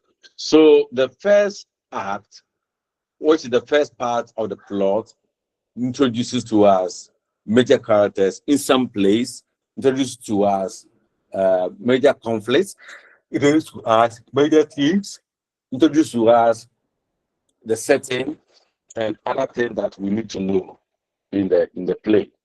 So the beginning is important to us. Then the actions will evolve. The actions will evolve so it gets to climax. Then the climax meanders around the characters, settles on the nature of the play, and then the end comes with it. So the end is the last part of the plot where issues are unraveled, issues are resolved, issues are left untouched, and so on. Now, this is the point of resolution of conflict that got heightened during the climax, and is a point where the end character of the book, of the play, of the drama is established.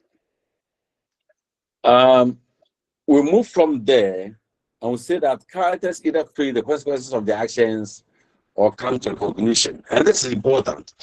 If characters face the consequences of their actions, then we are dealing with tragedy. We are dealing with tragedy, right? And mostly the end of play determines the part of it. So if you want to say it was a tragedy or comedy, then the end will determine it. The end will determine it. So we get tragedy when the play ends on a sad note, face the consequences of their actions, or change in misfortune becomes so clear, and so on, and so. Yes. Permit me to quickly run through these types of plots, which we know are two. So there are two main types of the plots, what you call the complex plot and then the simple plot, complex plot and the simple plot. Good.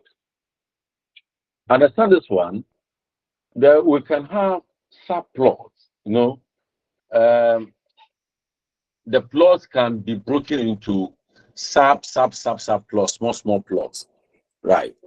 Then they fuse to give us the bigger plot. But then broadly, we can have a plot that looks very simple, like the Ejeko, the Ghanaian movie plot, kind of simple plot, and then we have a complex plot. So a simple plot is the one that the action is simple, continuous, and change in fortune takes place without any serious reversal of situation and so on. I mean, we can predict the end from the beginning. We can predict the end from the beginning. That's a simple plot.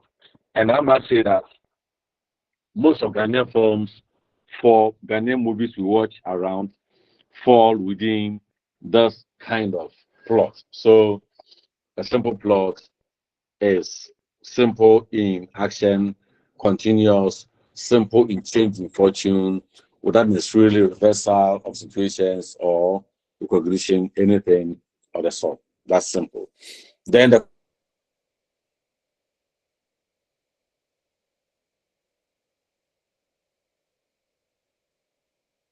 first plot, the reversal of situation or by recognition or both.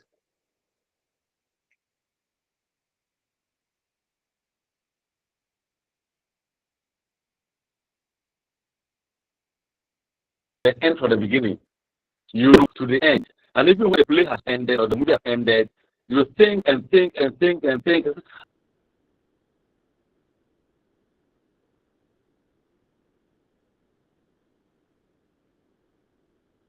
So that's why, right? A play looking at you, even the title alone suggests the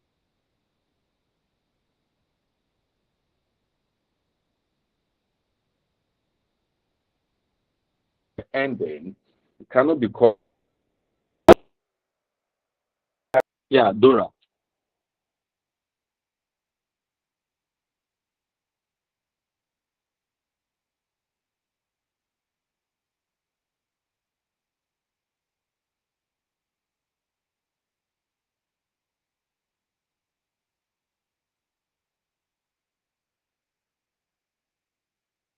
Dora, I've mentioned that we have again.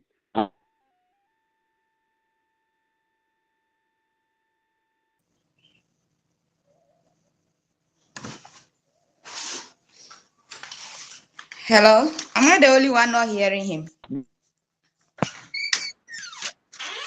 We are hearing him. We can hear him. Subplot. How you call How would you call Please, the we can't hear you. Kumbaje that you watch? Please, Prof, we can't hear you. We can hear, we can hear, we can hear you. How would you call the Kumbajes that you watch? Yeah, Manuela? Those kunkumbages are called telenovelas. And Yeah, it's a but complete one. if you watch them, do you realize that they come in episodes?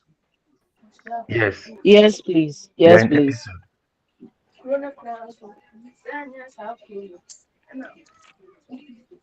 It came with Please, they are episode. in episodes.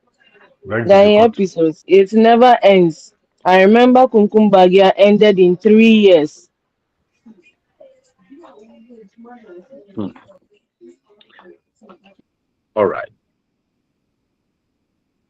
So Aristotle gives us what you call unified plots and episodic plots. Unified plots and episodic plot. Now, when we talk of a unified plot, we are looking at situations where incidents are presented in that logical arrangement with a causal arrangement and effect and so on. So things are done such that one follows the other and so on. Now, let me explain this one. By causal arrangement, he means that the play starts from the beginning, follow to the middle, and incidents in the middle are consequences of what happens at the end. So you need to really follow the plot to be able to know that A led to B and B led to C and so on. So we do not just rise to the conclusion. Now, between unified plot and episodic plot, for episodic plot, there is no causal relationship between the incidents. And that's what you watch in the Kumkum Badges. In the Kumkum Badges, because they're episodes, you don't really see why A is behaving this way or C is behaving that way. Sometimes you don't even follow episode 1 into episode 2 and so on, because there's no causal relationship between the incident. The only unifying factor is that these incidents are related. They're related or happening to one person. They're related and happening to one person. But the plot in itself, we don't see the connection. We don't see the connection. Now, in unified plot, the removal of any incident affects the organic structure of the play. But in episodic plot, you can remove an aspect from a plot and the play will not change. So the difference between episodic plot and then unified plots are one, that there is causal relationship in unified plot. There's no causal relationship in episodic plot. Two, that a part of moved and the plot will still remain as it is in episodic plot. But then in unified plot, if a part is removed, the plot ceases to be what it is. Right. So these are the two major things that we see as defining or distinguishing unified plot from episodic plot. Am I right? Is it okay with you? Any question up to this Sir, point? please, I didn't understand the differences. I don't understand. Any question up to this point?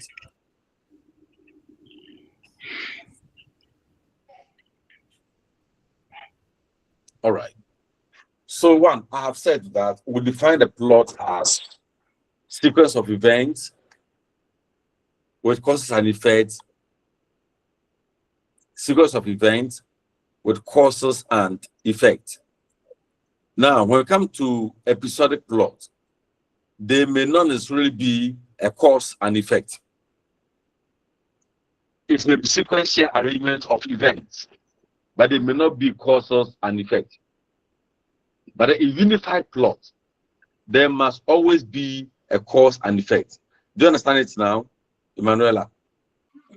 Yes, please. Good.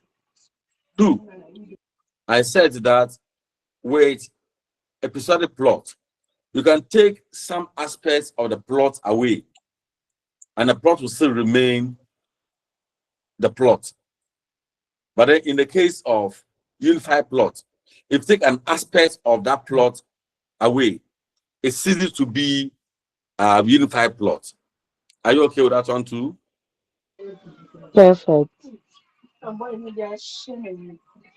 So listen and listen so that you don't understand. You don't understand things. Yes, please. Right. Thank you. You're welcome. Can we go on? Yes, Can we please. go on, please? Yes, Prof. Yes, let's go. We are on it. Good. All right. So we come to the language of or the language used in drama, and then we have made some clear indications that 1, they are spoken, and that they are in speech forms, and that they are in dialogues. 2, we are saying that the artistic character of dramatic language becomes so obvious when there's a departure from everyday language in use. Don't forget that in literary language, we do not stick to the normal language use. We need to introduce our similes, we need to introduce our metaphors, we need to introduce our ironies, and so on. So these are things that come to make the language a bit different from the other language we use. 3, we have also established that the drama, and for that matter, the language of drama is performative in nature. Can somebody explain to us what we mean by the language being performative in itself? When we know that a performer, a human being acting, speaking, doing this, how can a language be performative? What does it mean?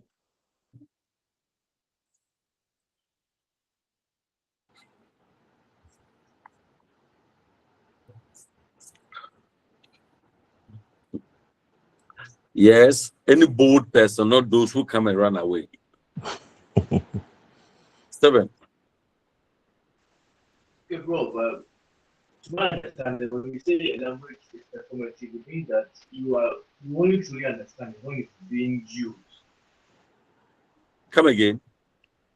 I said that to my understanding, it means that you truly understand the language or the essence of the language when it's being used or being spoken. Okay. Okay. Let's say Thomas. Yes, Professor, it means that it involves some kind of actions as the performance unfolds. All right. Eva? I think that you get to understand it better when it is performed or acted. Thank you. I said the language itself, the language we speak, the language we speak itself is performative. The language is performative. Yeah. Daniel?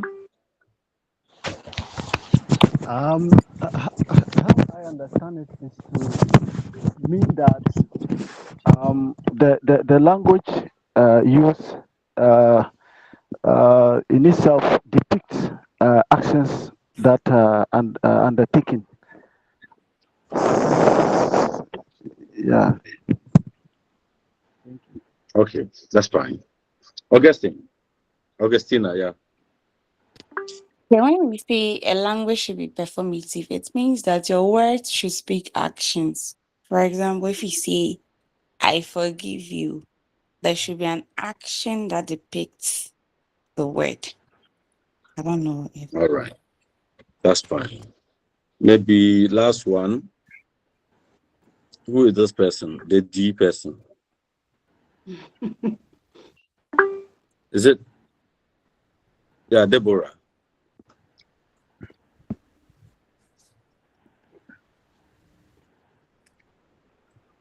Deborah.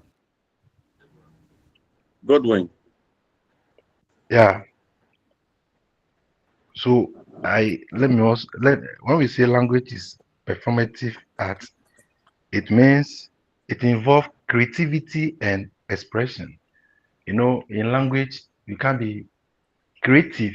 You can create an art, and that even boosts your emotion or to invoke some emotion. Let me put it that way. All right. So thank you so much for their contributions. So when we talk of language being performative in nature, then we are saying that the language, just as one Augustina mentioned, the language we speak comes with power. So if we say, okay, she said, I forgive you. You can say with your mouth, I forgive you, but then there will be no spirits behind it. Right. But then the conclusion here is that if it's performative, then the forgiving must come with actions. So the word itself must demonstrate some actions, must demonstrate some life in them. Right. Now let's look at a bit of things, and then I think for today we are opening up the course, and then we'll move on swiftly when we come again. So every writer has a message that he intends sharing with his audience. Every writer has a message that he intends sharing with his audience. And that message can be specific or some carefully. I said every writer has a message.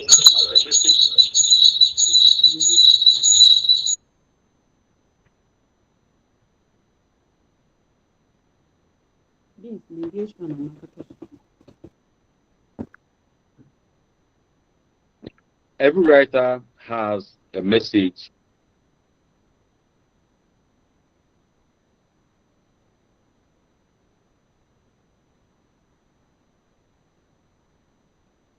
that he or she specific to the text or a bit general.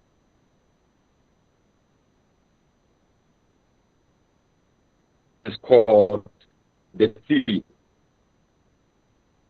If specific to the text, it is called the theme.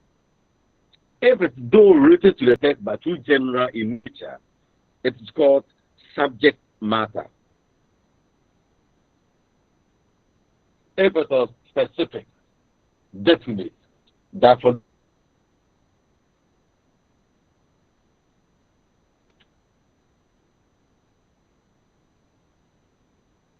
if it is open, if it is a bit general, so that we can see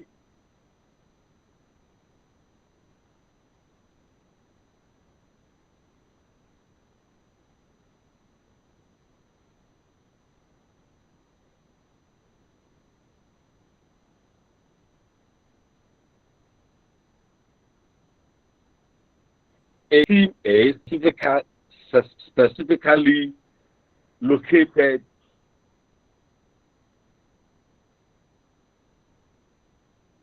in a text, right? That can be related to a number of texts.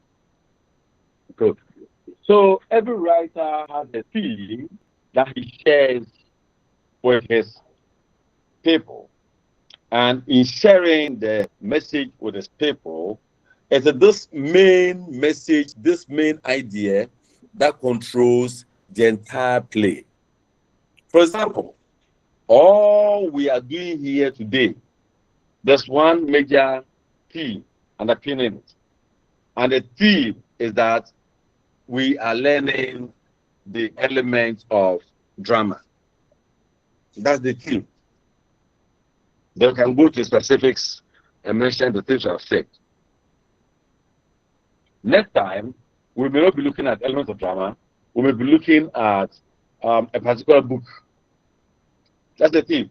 So the theme identifies with one text, and it controls the text. So it refers to the lessons that we learn from the play as audience, or the message the playwright want to send across to his audience or readers. So a theme, a play would have mainly, listen to this one carefully, a play would mainly have one major theme. A play will have mainly one major theme with several other sub themes, so that the sub themes will develop into the one big theme. Just as we said that we can have subplots, and the subplots will develop into one big plot. So do we say that there can be several other sub-themes, and the sub-themes developing into one big plot? Right. So, and the themes, whether sub-themes or main themes, are identified through dialogues, through actions, and then how characters interact with one another. We also get the themes manifested or coming up. Right. Now, since drama is also a literary genre and imitates society, the playwright attempts to draw his messages, the issues, the themes, etc., from the immediate environment.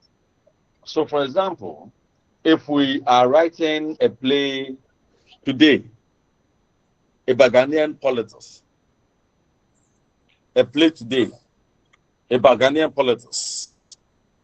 and we want to feature Ghanaian politicians in the play.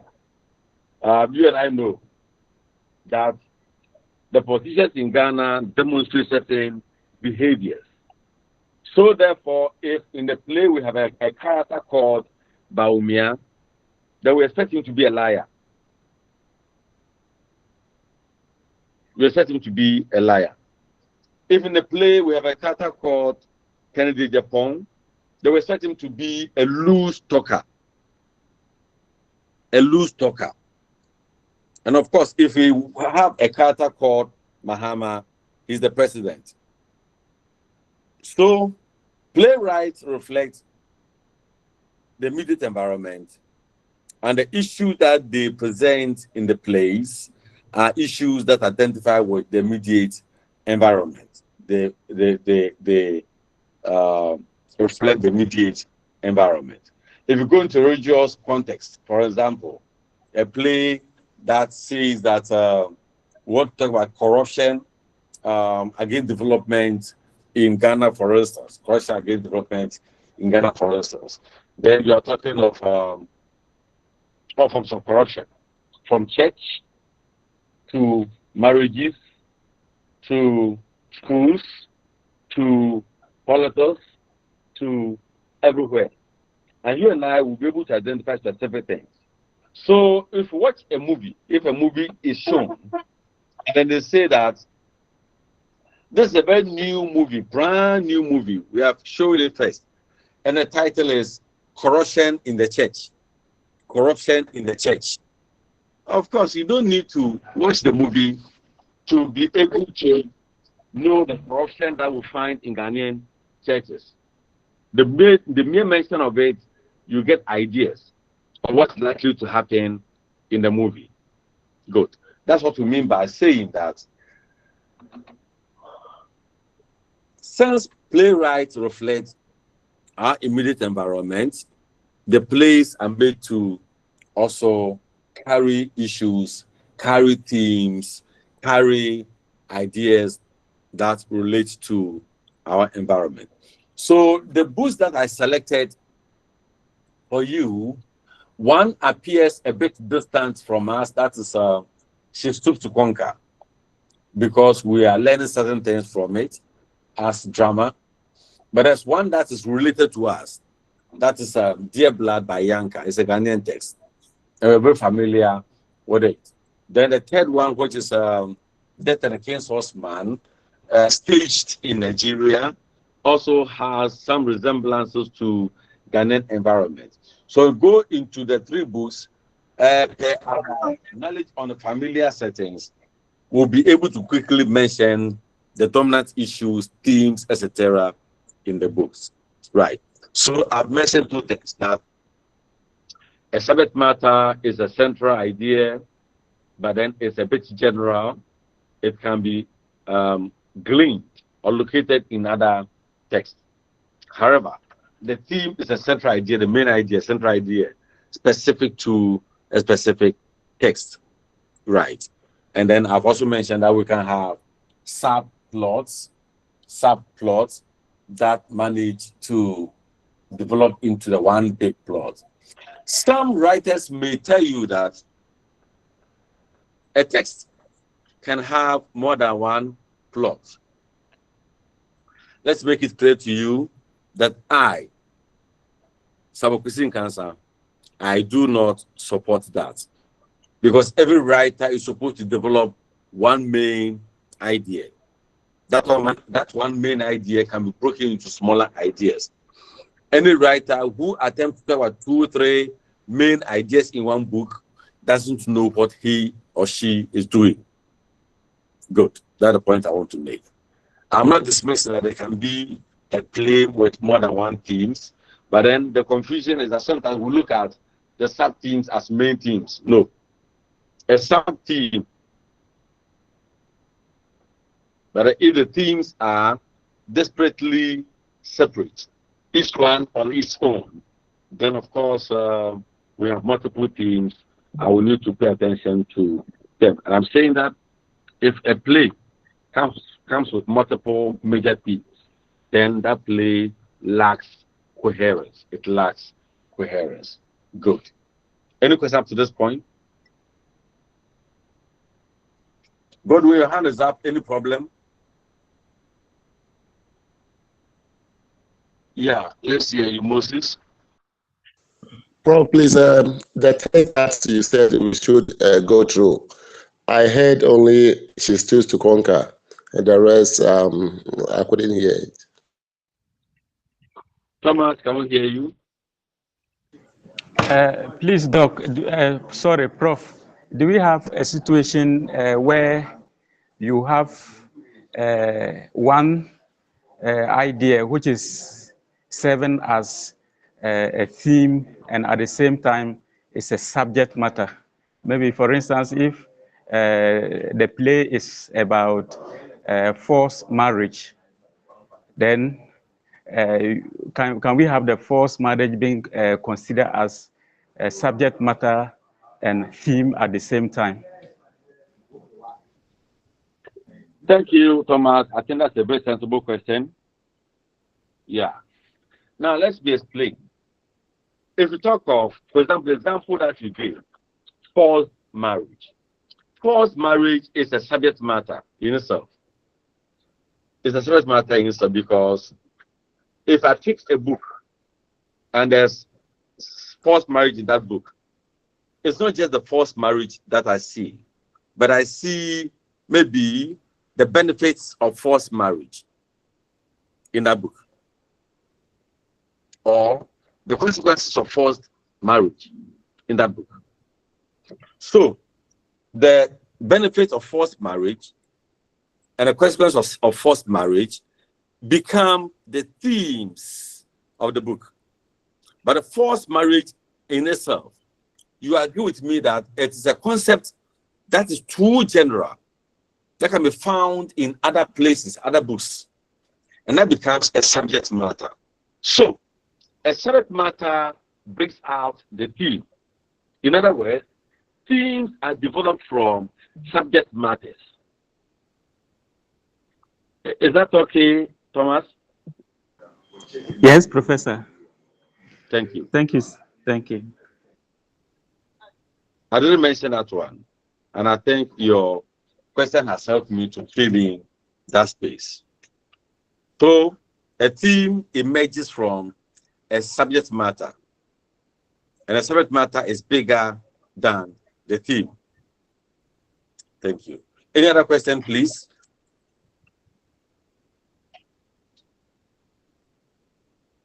Yes, Prof. So, does it mean that drama too has subject matter, or it's only prose that has subject matter?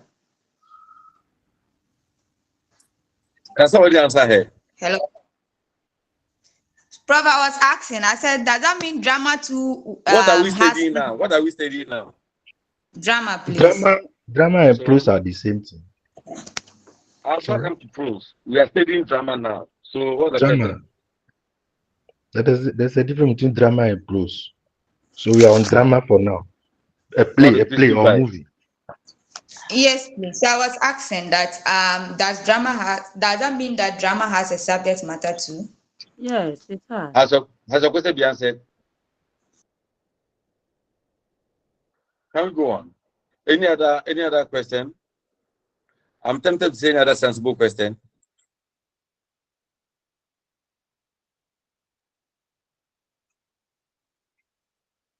All right, they are scared. They don't want to ask.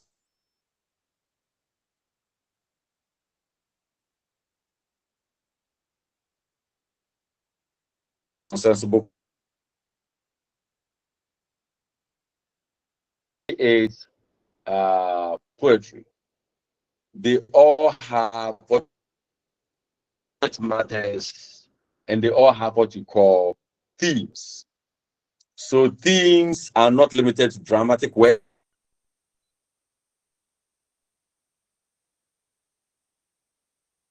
Themes, and therefore in dramatic works we have themes and subject matters. Good. Mercy. Hello, Prof. Thank you for the opportunity, but please pardon me if I'm not able to ask any sensible question. Please pardon me if I'm not able to ask any sensible question, but please, I wanted to know how we can access the books that you have made mention of.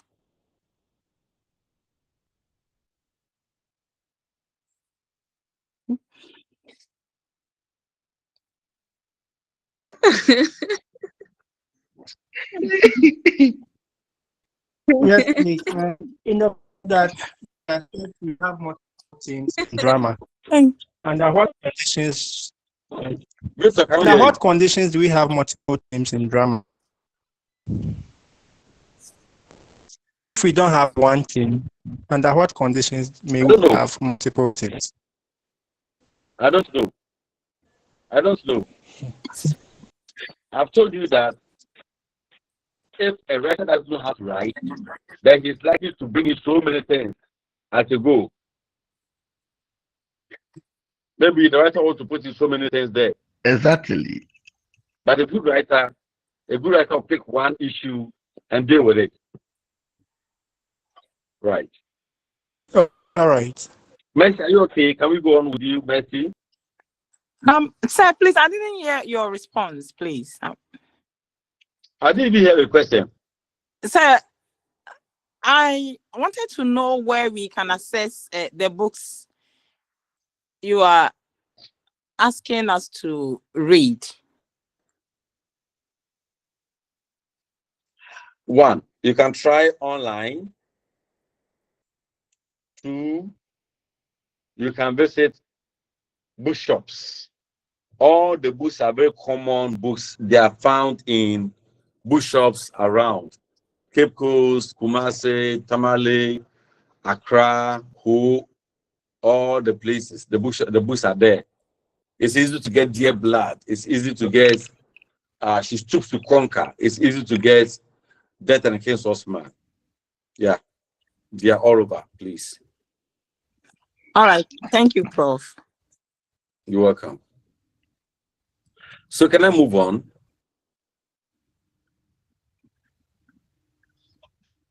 Can I go on, please? Please, Yes, yes. please. Yes, please. All right. So we're moving to setting. That's setting. What refers to, take note, setting refers to the place that we see in the book, not the place where the book was written. No. So if you take a book like Gebla, it was written here in Cape Coast, published in recent times in Cape Coast. That's not the place. That's not a setting we are dealing with. The setting we are dealing with is the place in the book called Emukra in the book. And the place in the book is very different from the place where the book was written, Cape Coast.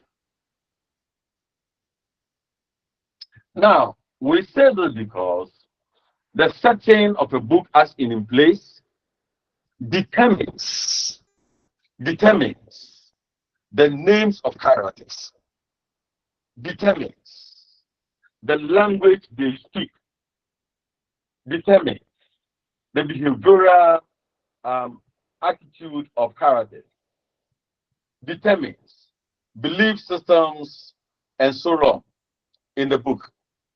So it's not just where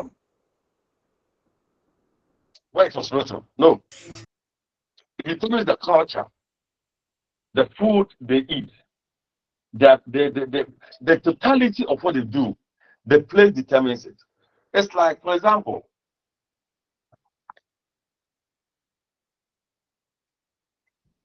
I'm a fancy.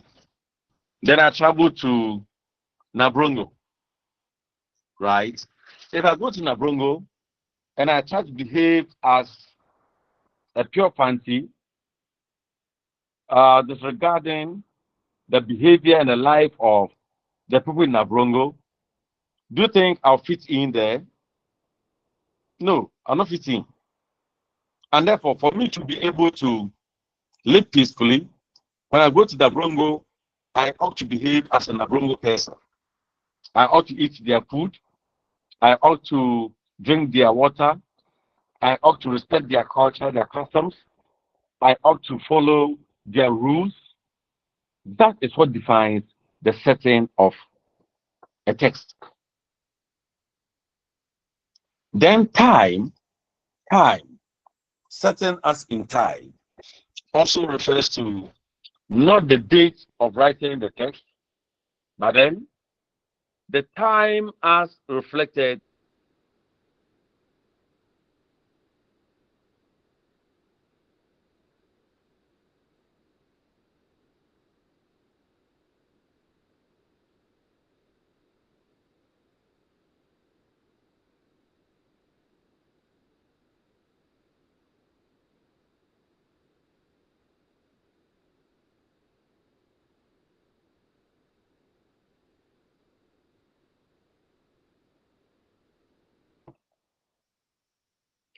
So setting is very important in literature, be it drama, be it prose, or be it poetry.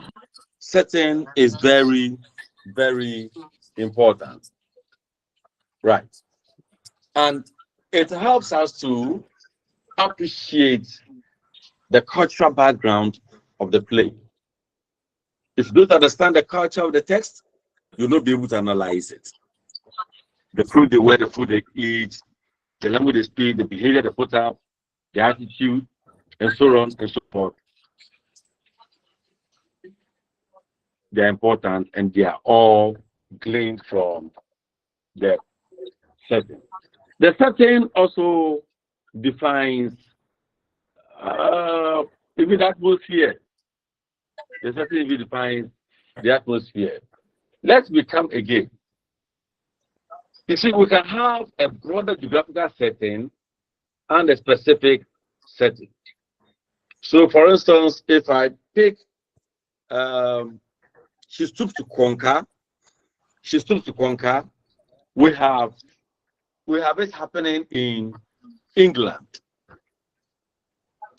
but then the specific place is Hardcastle's castle. The Hardcastle's castle, that specific place. But even when you go to that specific place, there's another specific place there called the inn, the bar. So it's like I'm watching a movie. I know this movie that it was set in Lagos State.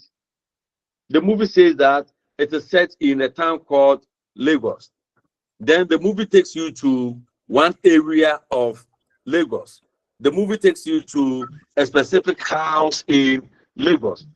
And even in the house in the Lagos, that house, we can have action taking place in the living room, action taking place in the dining room, action taking place in the bedroom, and so on.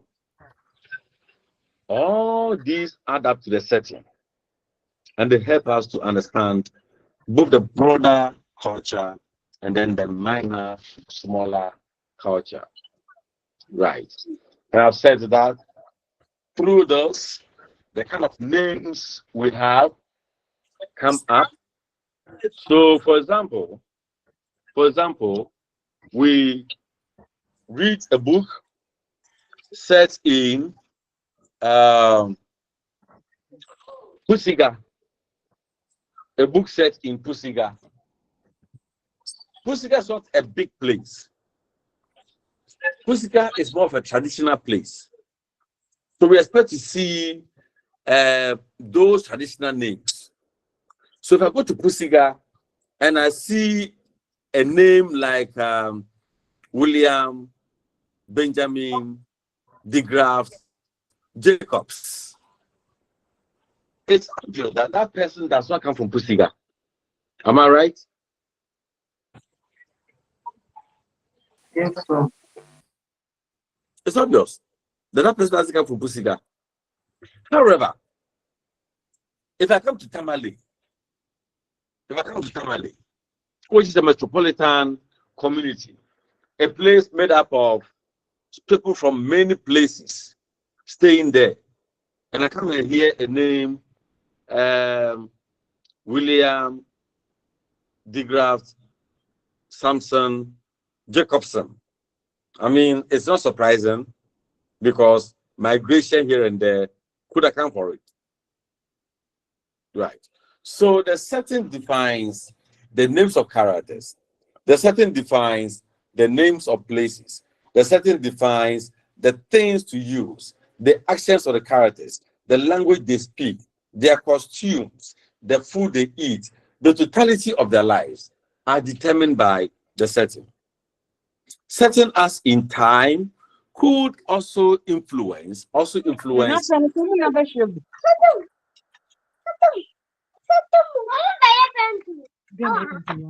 Matt, mute yourself, please.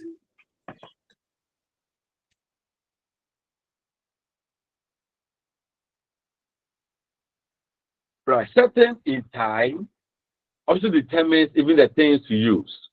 For example, if I go into the Bible, please forgive me, I'm a Christian, and what I know is the Bible.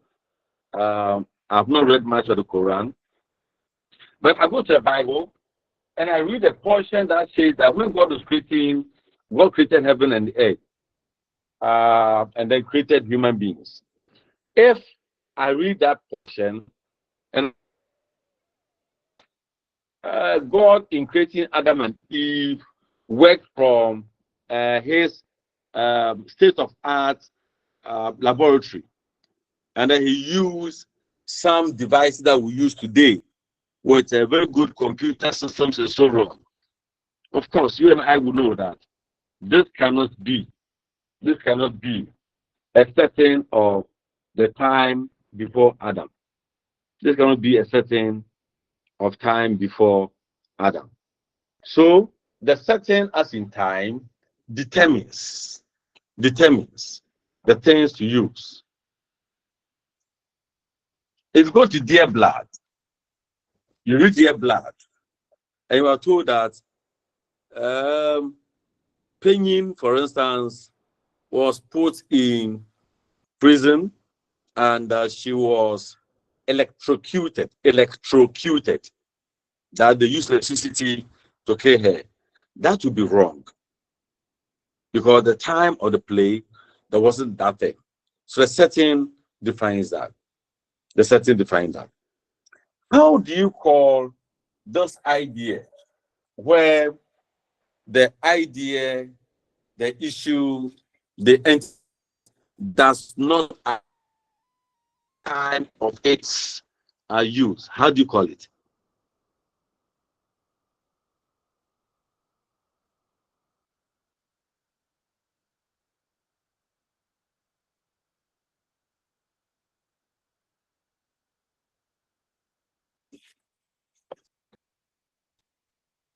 A computer to create the things he created. The item and the time, how do you call it in literature?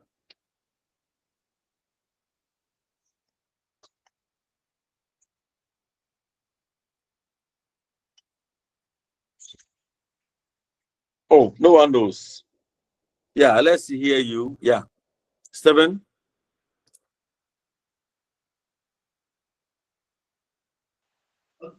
Prof, please, it's called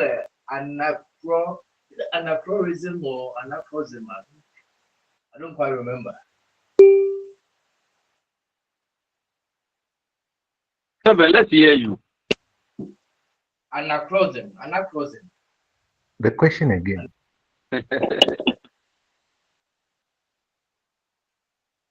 Anachronism. Then let's hear you. Question again. Daniel, let's hear you.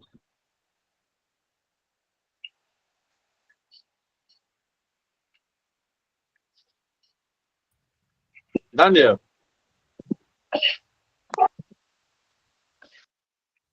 It's anachronism. It's anachronism. Yeah. Anachronism. So, Stephen, it's anachronism, right? Anachronism. So, we can say that somebody is being anachronistic. Anachronistic. Yeah, it's anachronism. Right. So, that is it with setting. That is it with setting. So, we can have what is called geographical setting as a physical setting, as I've mentioned, and the characteristics, the kind of things we see there will help us to describe the setting. They will also have what's called temporal or historic setting. That's what has to do with time. Temporal and historic setting, that has to do with time. So dates, seasons, general atmosphere, etc. The locale, like war and so on. So, for example, do I have anybody from Tamale here? Tamale, the northern part of Ghana? Yes, please. Daniel, are you? Dora. You have seen a hand. So, Dora, you are in where, Tamale? Yes, please. What is that? What is the weather there now? The Harmattan season. It's Harmattan season. Please, Yes, a minute. please. A minute. Yeah.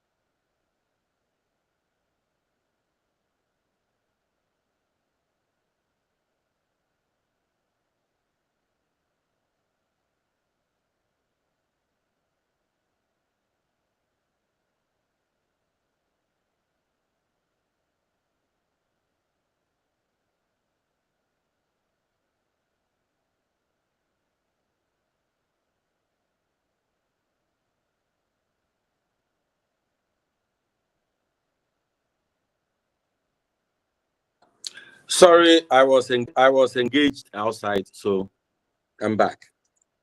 Yeah. So we're talking of Dora, we were talking about Tamale, and you said there's Hamatan, right? Yes. So if I write a book, and at this time of the year, of course, Hamatan is supposed to be here too, but it's not. It's not. The Hamatan is not strong here in the south. But if I come, I write a book, and then I mention certain places, and I add Hamatan and so on. It should be the nature of the Hamatan, how pervasive it is, should give me the place I find myself. Right. So the temporal or historical setting talks about features of time, and then the geographical or physical setting talks about features of space and so on. Then we can also talk about we can also talk about get clarification on. Rena, please.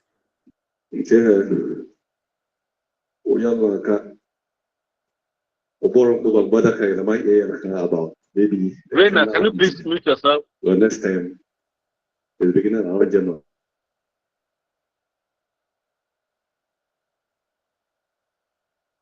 Yeah, we can talk of other settings, general environmental settings such as social setting, where maybe the social context defines it, the moral setting, emotional setting, emotional.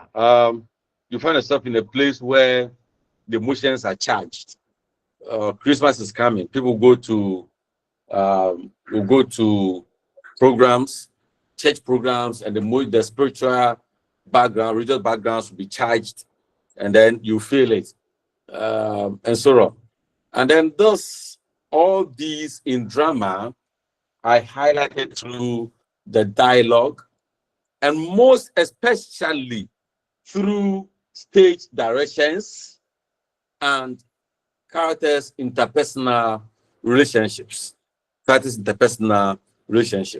So when we talk about how the setting is determined in a play, we should be able to identify these elements and then conclude on them beautifully. So, for example, when we go to Dear Blood, when we go to Death and King's Horseman, but Death and King's Horseman has historical setting. Dear Blood has historical setting, and they also have their own geographical setting. Just as She Stood to Conquer, it also has historical setting and then physical setting as well. Right. Yeah, I've seen a hand here. Moses, any problem? Yeah, if I understood what you are saying, then it means that with the setting, they are not going to write in any book, especially maybe so dates or so time. But due to the season that the book was written, and then maybe the historical background or the temperature, as you are saying, will determine the time.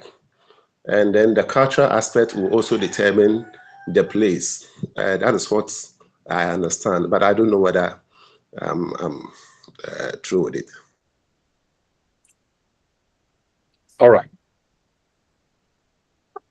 Some writers will help you with some indicators. Others will not help you with any indicator. So you read and then you find out.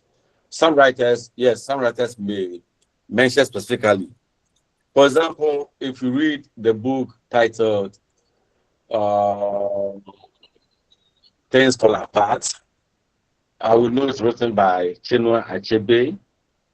Definitely the names in that book will suggest to you that this is a book with Nigerian background and other things.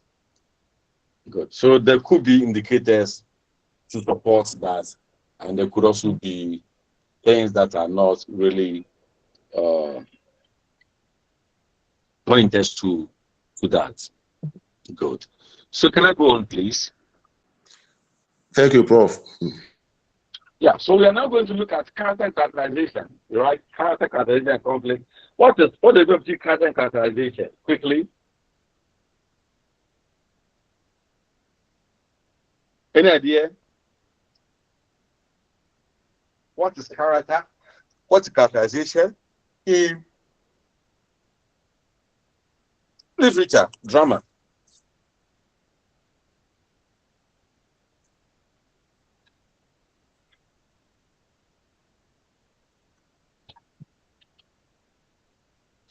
All right. Yeah. Emmanuel? Good morning, Doc. Morning. In my understanding, the characters are those who play the roles or who are assigned the roles in the play. And the characterization is the process of assigning them those roles to play or act. Thank you. Thank you. Thank you. Yeah, let's hear Daniel. Okay. A character refers to any element that takes part in a play, whereas the characterization refers to the process by which or the element that points to the behavior of a particular character in a literary work. All right. Thank you. Moses. Prof, character is they are the people who carry on the action in a piece of literature. But the characterization means how the characters are revealed. How the characters are revealed. That is my submission. Yes, Manuela. Okay, so when we talk of characters, it can either be people or animals that are used or assigned to perform specific roles in a play or drama. And when we talk of characterization, it is how the writer is showing what the character is to do or what the character is like in the play or drama. Thank you so much for your beautiful contributions. I think we have made the background of fact that writers themselves sit down to create their characters and then assign them roles. And that's called characterization. So the writer, the playwright, or the dramatic persona may decide to give certain physical attributes to a character, may decide to give moral attributes to a character, may decide to give psychological attributes to a character, financial, economic, education attributes to a character, build the character in a certain way, and then assign specific roles to the character so that the character will demonstrate exactly what the playwright wants to put across. Don't forget that the message in the play is not only in the words, but then it can also be through the expressed actions of characters. Expressed actions of characters. Good. So that's it. So the character is that imaginary entity that is made chance and all that in a play. Whereas the process of creating the character or the process of revealing the character, acting the character is characterization. Is characterization. Good. And we can have several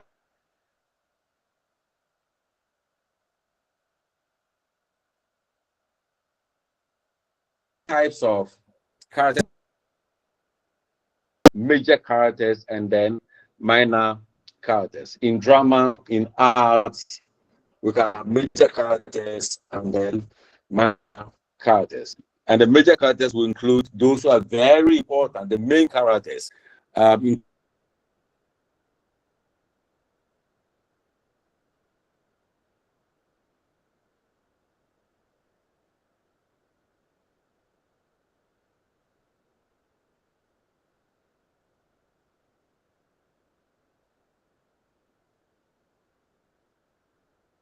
Do that if you take any away, the nature of the play are called major characters. Those can be called minor characters. But in between minor characters and major characters, we have what is called, yeah. So we have this. And events and actions revolve around the major characters, the minor characters, and then the supporting characters. As I indicated earlier, the major characters are the key holders of the actions. Supporting characters may come in to give a bit of energy to the major characters. But the minor characters play those minor roles in the work, and they complement effort. So we'll talk about them later, right? There's no way we can have a play or drama or a novel or a poem without what is called conflict. In fact, conflict is the engine, it's the reason, it's the impetus of whatever we do in literature. What is conflict?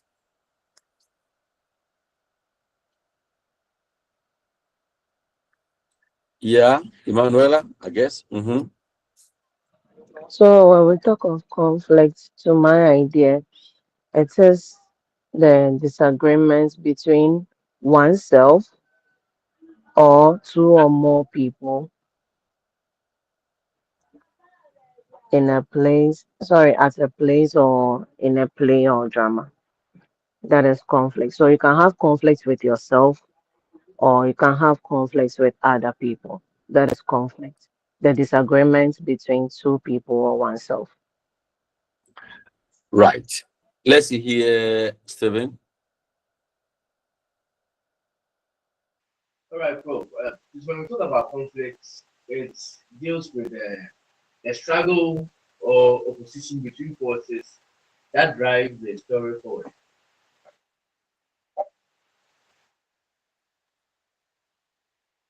Are you done? Yes, please. All right. All right. Now, let's understand that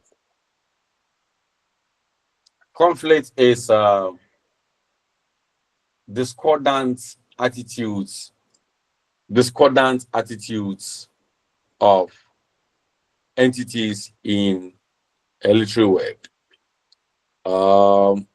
It can be disagreement, it can be misunderstanding, it can be whatever that creates discord between entities. And Emanuela did mention that it could be within a person. That is true. It could be intra or inter. And intra means within a person. Within a person. I believe that as we are engaged in this business, when we started, we ran up to 118. But as I speak, the number is 89, meaning about 20 people have left. So the question is, were they ready to participate in this? I believe part of them will be saying, join, go back and join. Part will say, no, don't go. That's internal conflict. Sometimes the things, the clothes we wear, we wake up and there's that conflict. Should I wear this or wear that? Sometimes we do things and then our own self will be fighting. Why did you do this? That's internal conflict. Then it can be inter between one person and another, or one person, a group, and so on. In fact, the inter is that match, because it can even be between a person and environment, a person and a culture, a person and an other's attitude, and so on and so forth. Right. I've seen a hand up. Who is that? Is it Sandra? Can we hear you? Yes, please. Sir, please. So, can we also say that the disagreement between a protagonist and an antagonist can we so is a conflict?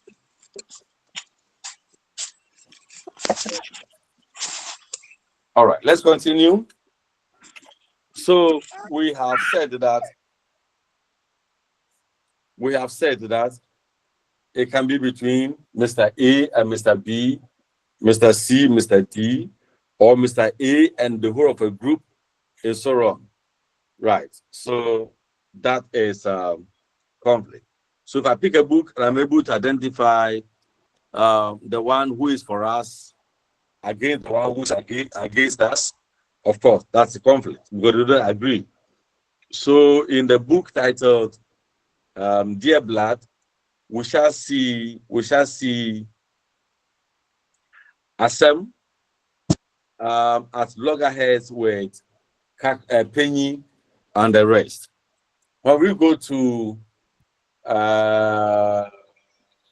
She Stoops to Conquer, we shall see the attitude of the Mallows and the rest against the high councils, and later they find out the truth and then they regret and so on. Right. So in the context of all these, we can identify the characters in the play as antagonists, protagonists, as foil, and so on. So conflict within them or disagreement within them become the major conflict that we deal with in the story. Right.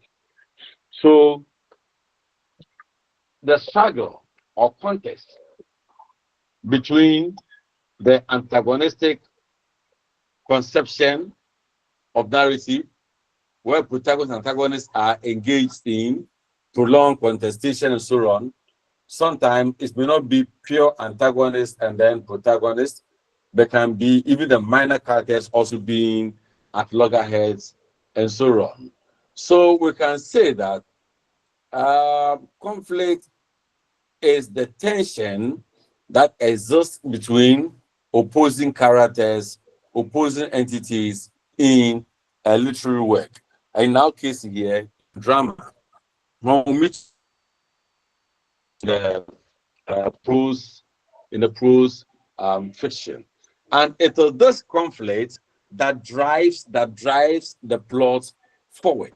It is this conflict that gets actions, characters acting here and there to make up for the issue. So therefore, the struggle that exists between characters in a story is what we refer to as conflict. The struggle that exists between characters and nature, environment, other things, it's what we may refer to as a conflict in a text. And as I've mentioned, we can have the intra or internal conflict, the inter and external conflict. We have discussed all of them. And what every playwright intends doing is the ability to resolve this conflict, whether it is inner or external. The playwright's interest is to be able to resolve these conflicts and so on. Good. Can I go on, please? Or if there are questions, let me know. Moses, your hand is up. Can we hear you? Yes, please. Prof, please. Then it means that with the conflict, it can also provide suspense in nature. Is that correct? You don't ask questions to test me.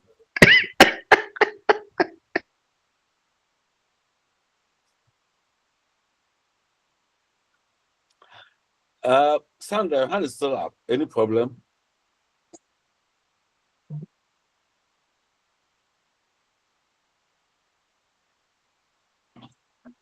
All right. Sorry, sir. Don't worry. Good. So can we go on? As to whether conflict will develop suspense and so on, it's obvious because we will all want to see, especially when we get to the climax. When we get to climax, that's where we want to see what will become of the conflict. So we are all anxious to know something. So that's more. Yeah. Abla. Yes, sir. Thank you. Please, I want to ask, is every conflict resolved in a story or a drama? What do you think? Well, I think that there could be some stories or drama that may not have the conflict fully resolved. Any good example?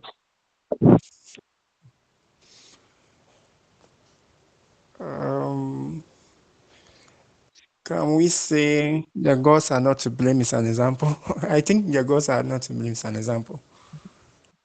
How is it not resolved?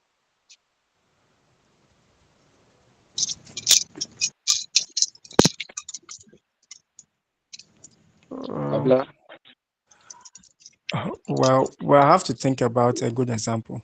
I'll get back later. But I think the question is appropriate. The question is appropriate to ask. Is it that every conflict is resolved, or some are not resolved?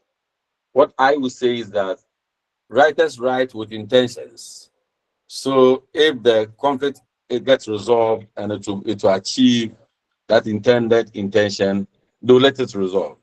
If the conflict is such that it cannot be resolved, it also teaches itself that sometimes you may have a problem with somebody, right? And you do all that you have to do to resolve the problem. And then the other party says, no, whatever you do, I don't want that problem to be resolved. What do? You leave it. Sure. Yeah. So that gives a moral statement that yes, at a certain point in time, human beings agree that let the situation be, and you ignore it. Even the Bible says it.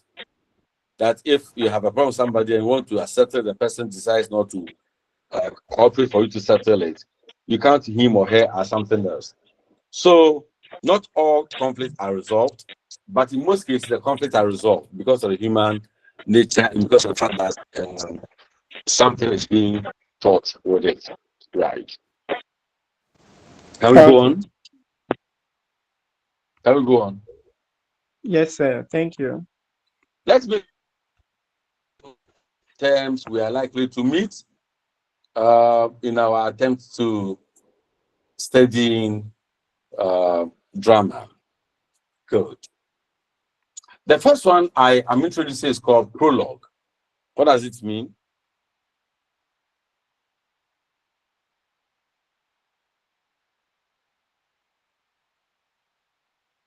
What's the meaning of prologue, please?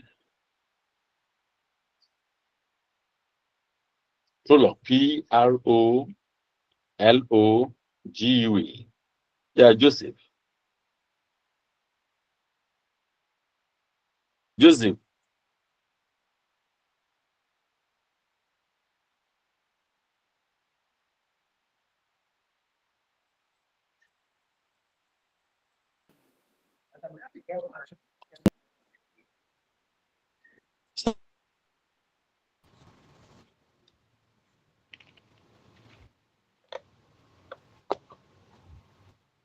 Let's hear you.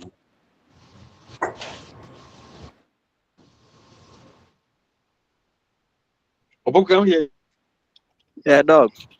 I will say prologue is the beginning of a drama.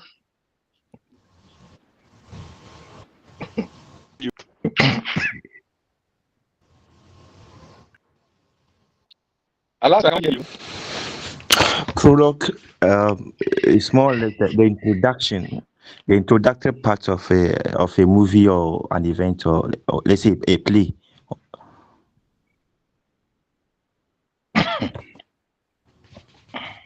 Thomas. Prof, it's about the introduction of the play. Just maybe you can, in plain language or ordinary language, you may say is the prelude or is something that introduces the main play. It introduces the main play in short. I see. Yeah, Daniel. Hello. Yeah. Daniel. Yes, sir. A prologue introduces the play, and it's in a form of usually in a form of speech, and it introduces the play, the themes, and then the various elements in the play. Thank you. So, Steven. Let's give the background. Okay. Stephen. Prof, a prologue is an introductory section of a literary work.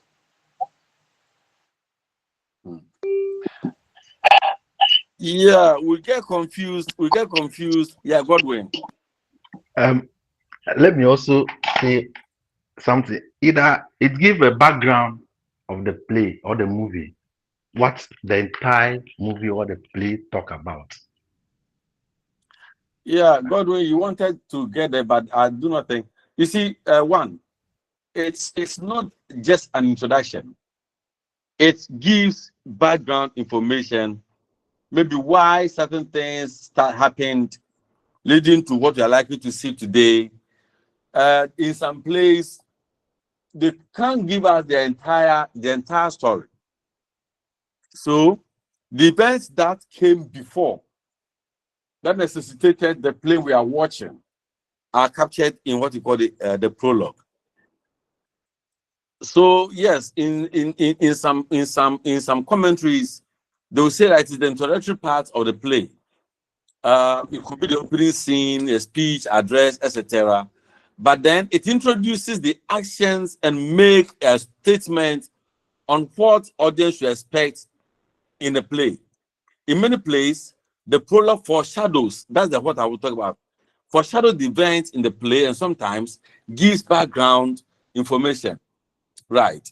So if you look at a play like The Gods Are Not to Blame,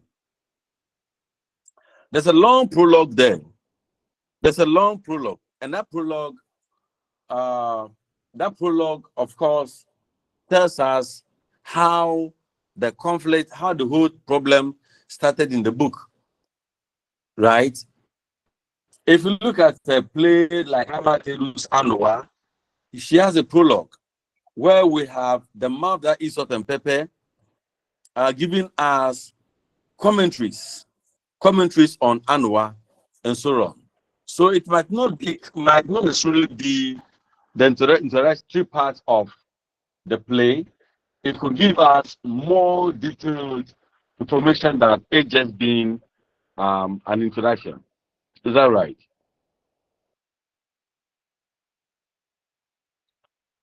Is that right, please? Yes, Yes. Yes, please. Yes. We'll Good. take Yes, it. please. Then the opposite of it is what? Epilogue, right? The opposite of it is epilogue. What does it mean? Yeah, Daniel. Prof, I would like to ask the difference between prologue and that of the exposition, the one that we previously talked about. Come again. I would like you to emphasize on the difference between prologue and that of exposition, the one that we talked Exposition. about earlier. Yeah, please. Exposition is not prologue. Prologue is not exposition. Exposition is part of the story. The prologue is not part of the story. The prologue opens it, but not part of the story. Okay, that's good. Now let's go to epilogue. What is it? Alasan?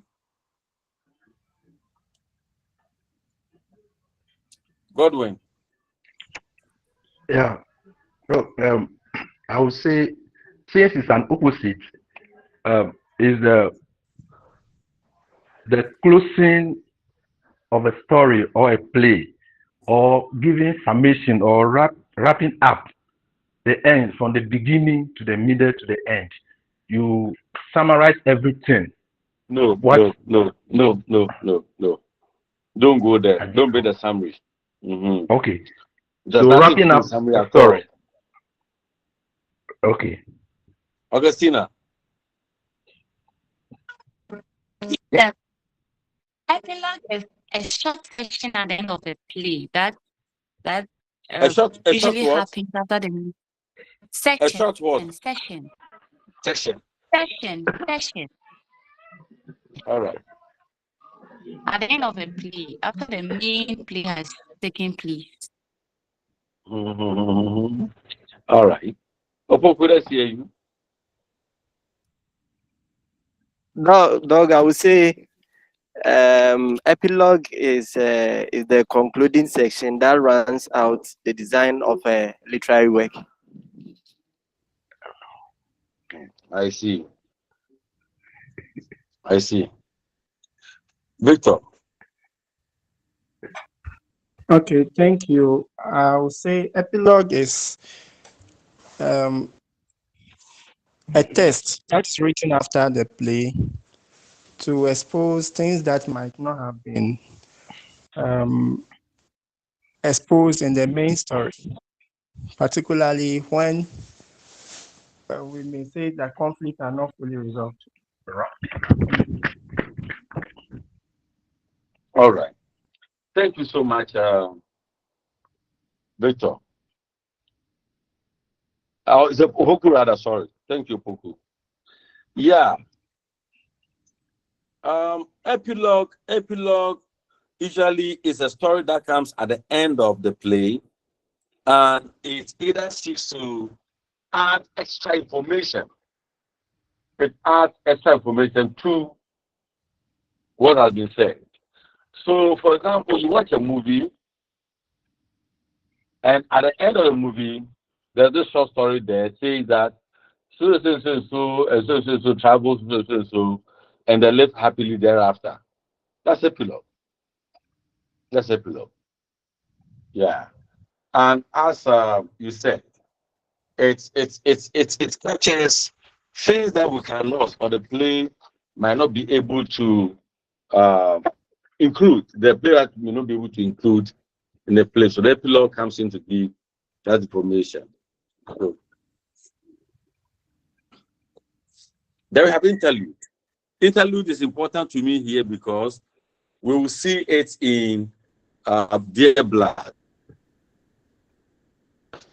An interlude is a play, or in a play, it's a piece of entertainment that is presented between acts or major scenes, interlude. So sometimes somebody might be telling a story and say, oh, hold on, let me bring in an interlude. So the interlude can be an mbogo, as in Major Finanswa. It can be a refrain, as in Edufa, or as in Edufa. It can be a chorus, as in Dear Blood, or Antigone, or Oedipus Rex, and so on. That's interlude. It's a way of holding on a bit and then falling out, expressing the idea. If it comes in the form of a song, mostly it's songs.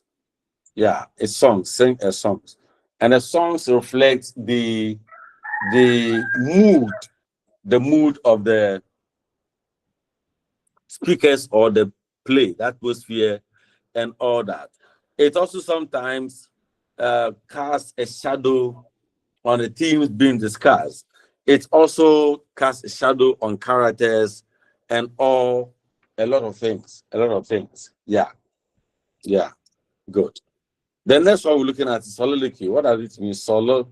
Soliloquy. What does it mean? I know some of you pronounce soliloquy. What does it mean?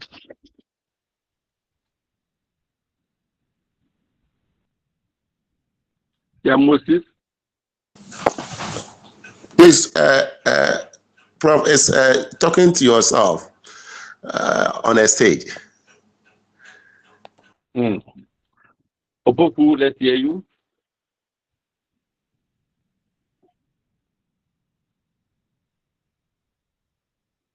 Opoku. Augustina.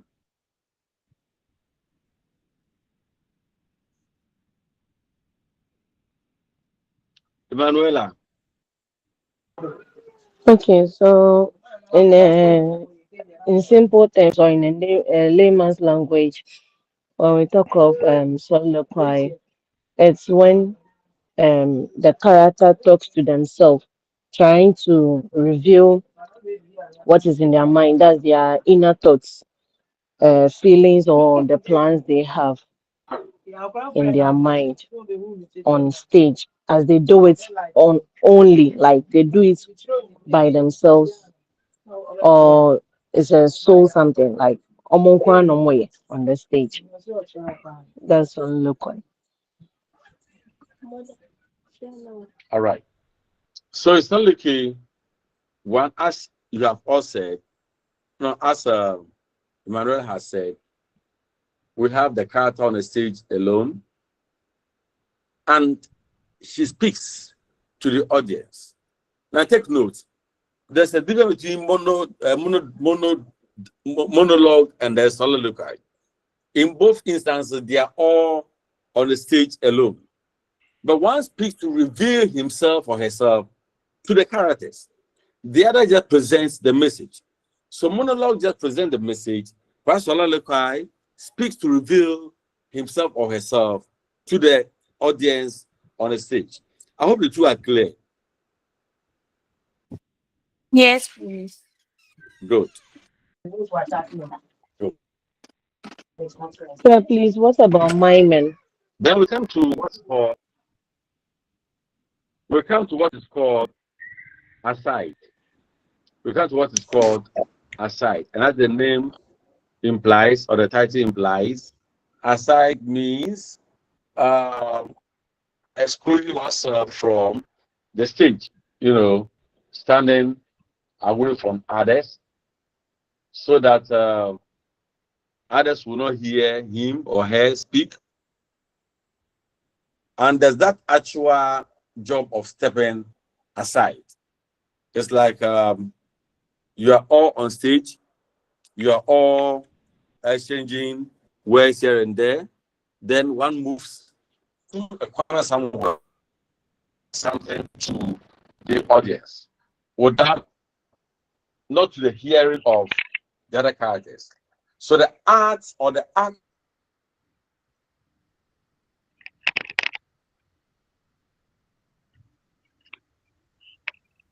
of stepping aside. We'll talk about chorus deeply when we go to.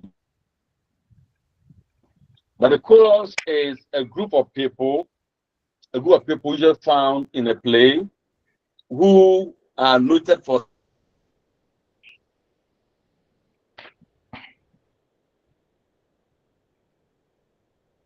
a solo. So we can call it mbubu, we can call it refrain.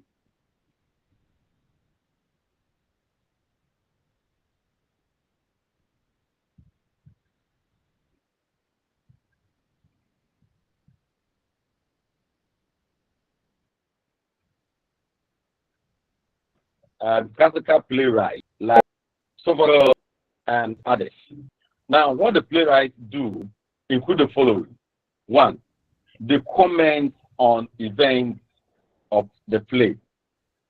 The chorus, a group of people, the comments, yeah. And then they also supply information that could be woven into the dialogue. They supply additional information that could be woven into the dialogue. Another important thing is that since every writer has something to tell, to share, the chorus in most cases carry the intent of the playwright. They carry the message the playwright wants to put across. Yeah, that's the playwright. Oh, sorry, that's the chorus. Then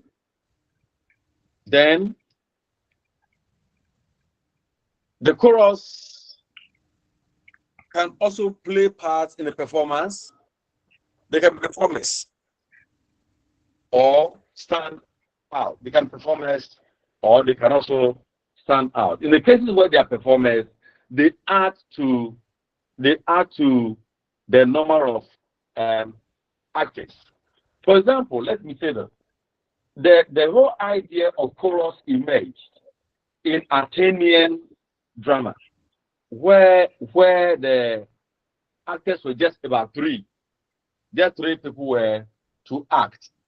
And we had a playwright who decided that, no, I needed to increase the number of actors. But he cannot do it, so he introduced the chorus, and some of the chorus can come into perform the action. So they are like supplementary actors. They are like supplementary actors. In most cases, they stand or they sit by the stage and they make their comments. So they're not on the stage, no. They stand somewhere. So they become universal eyes. They become general eyes. And they see everything everyone is doing.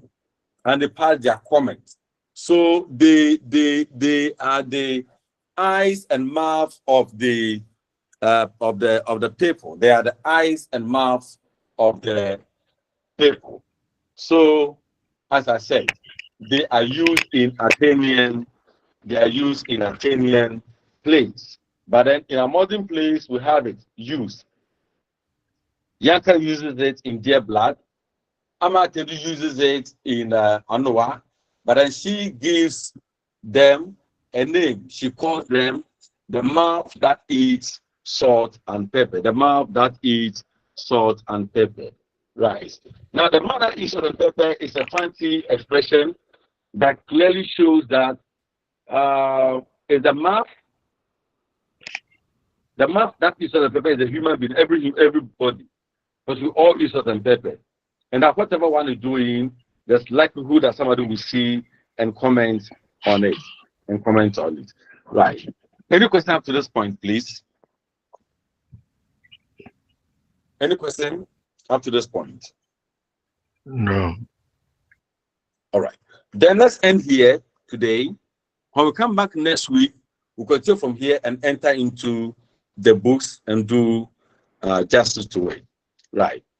Enjoy your day, your weekend. We are to meet tomorrow, I guess, right? For prostration. Okay. Hello. Oh yeah. Hello. Yeah, we are to meet tomorrow for prostration, right? Yeah. Yes, sir. Yeah, I don't think we can do it in the morning. So let's see if we can do it Monday evening, right? Monday evening will be fine. By morning, no. Tomorrow is Sunday, we need to go to church and then be. Sir, please, on Monday evening, some of us have a class, religion minor. We have a class that is morality from All right, so 6:30 let's go. to So which other day will be okay for you?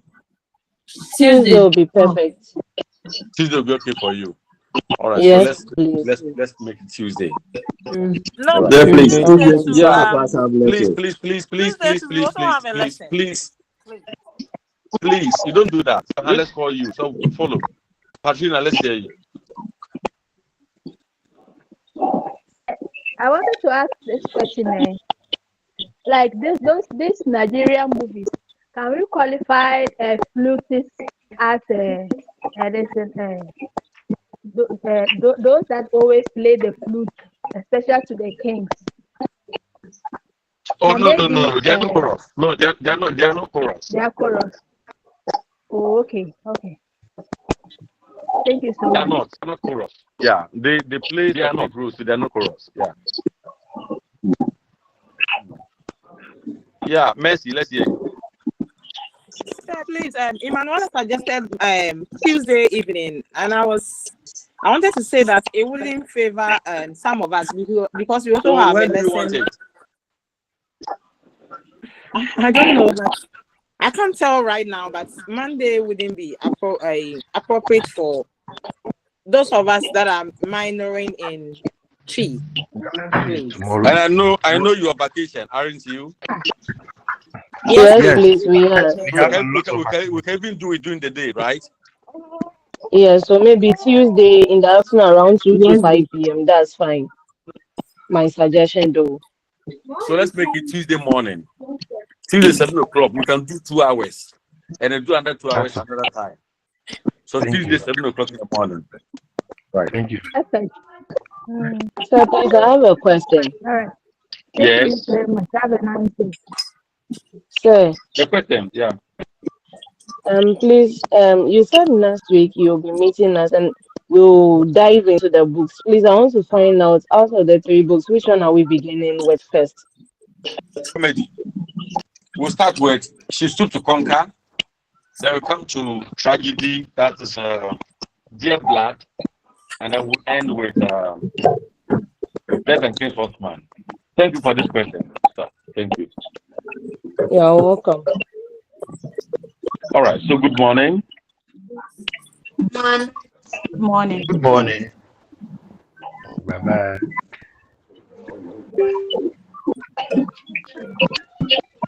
Hello, colleague. Hello, bro. Hello, friends. Hello, bro.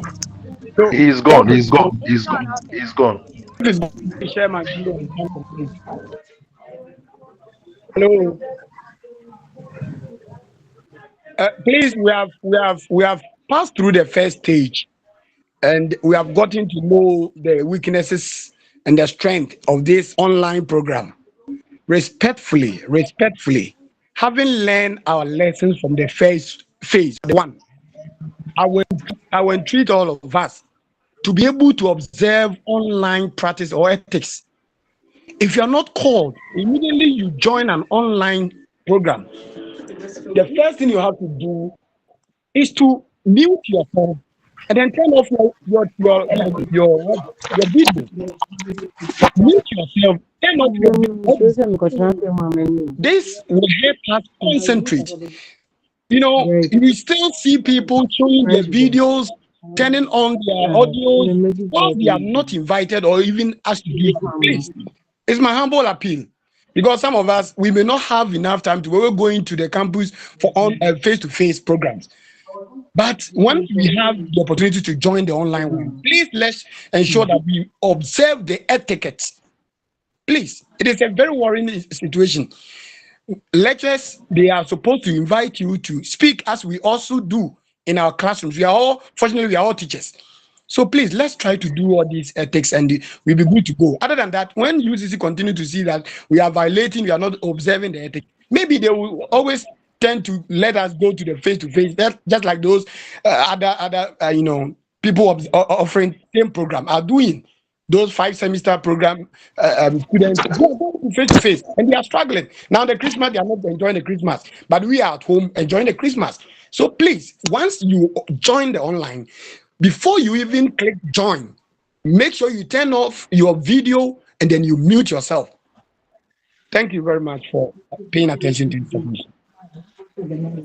Well said, bro. Very Thank you.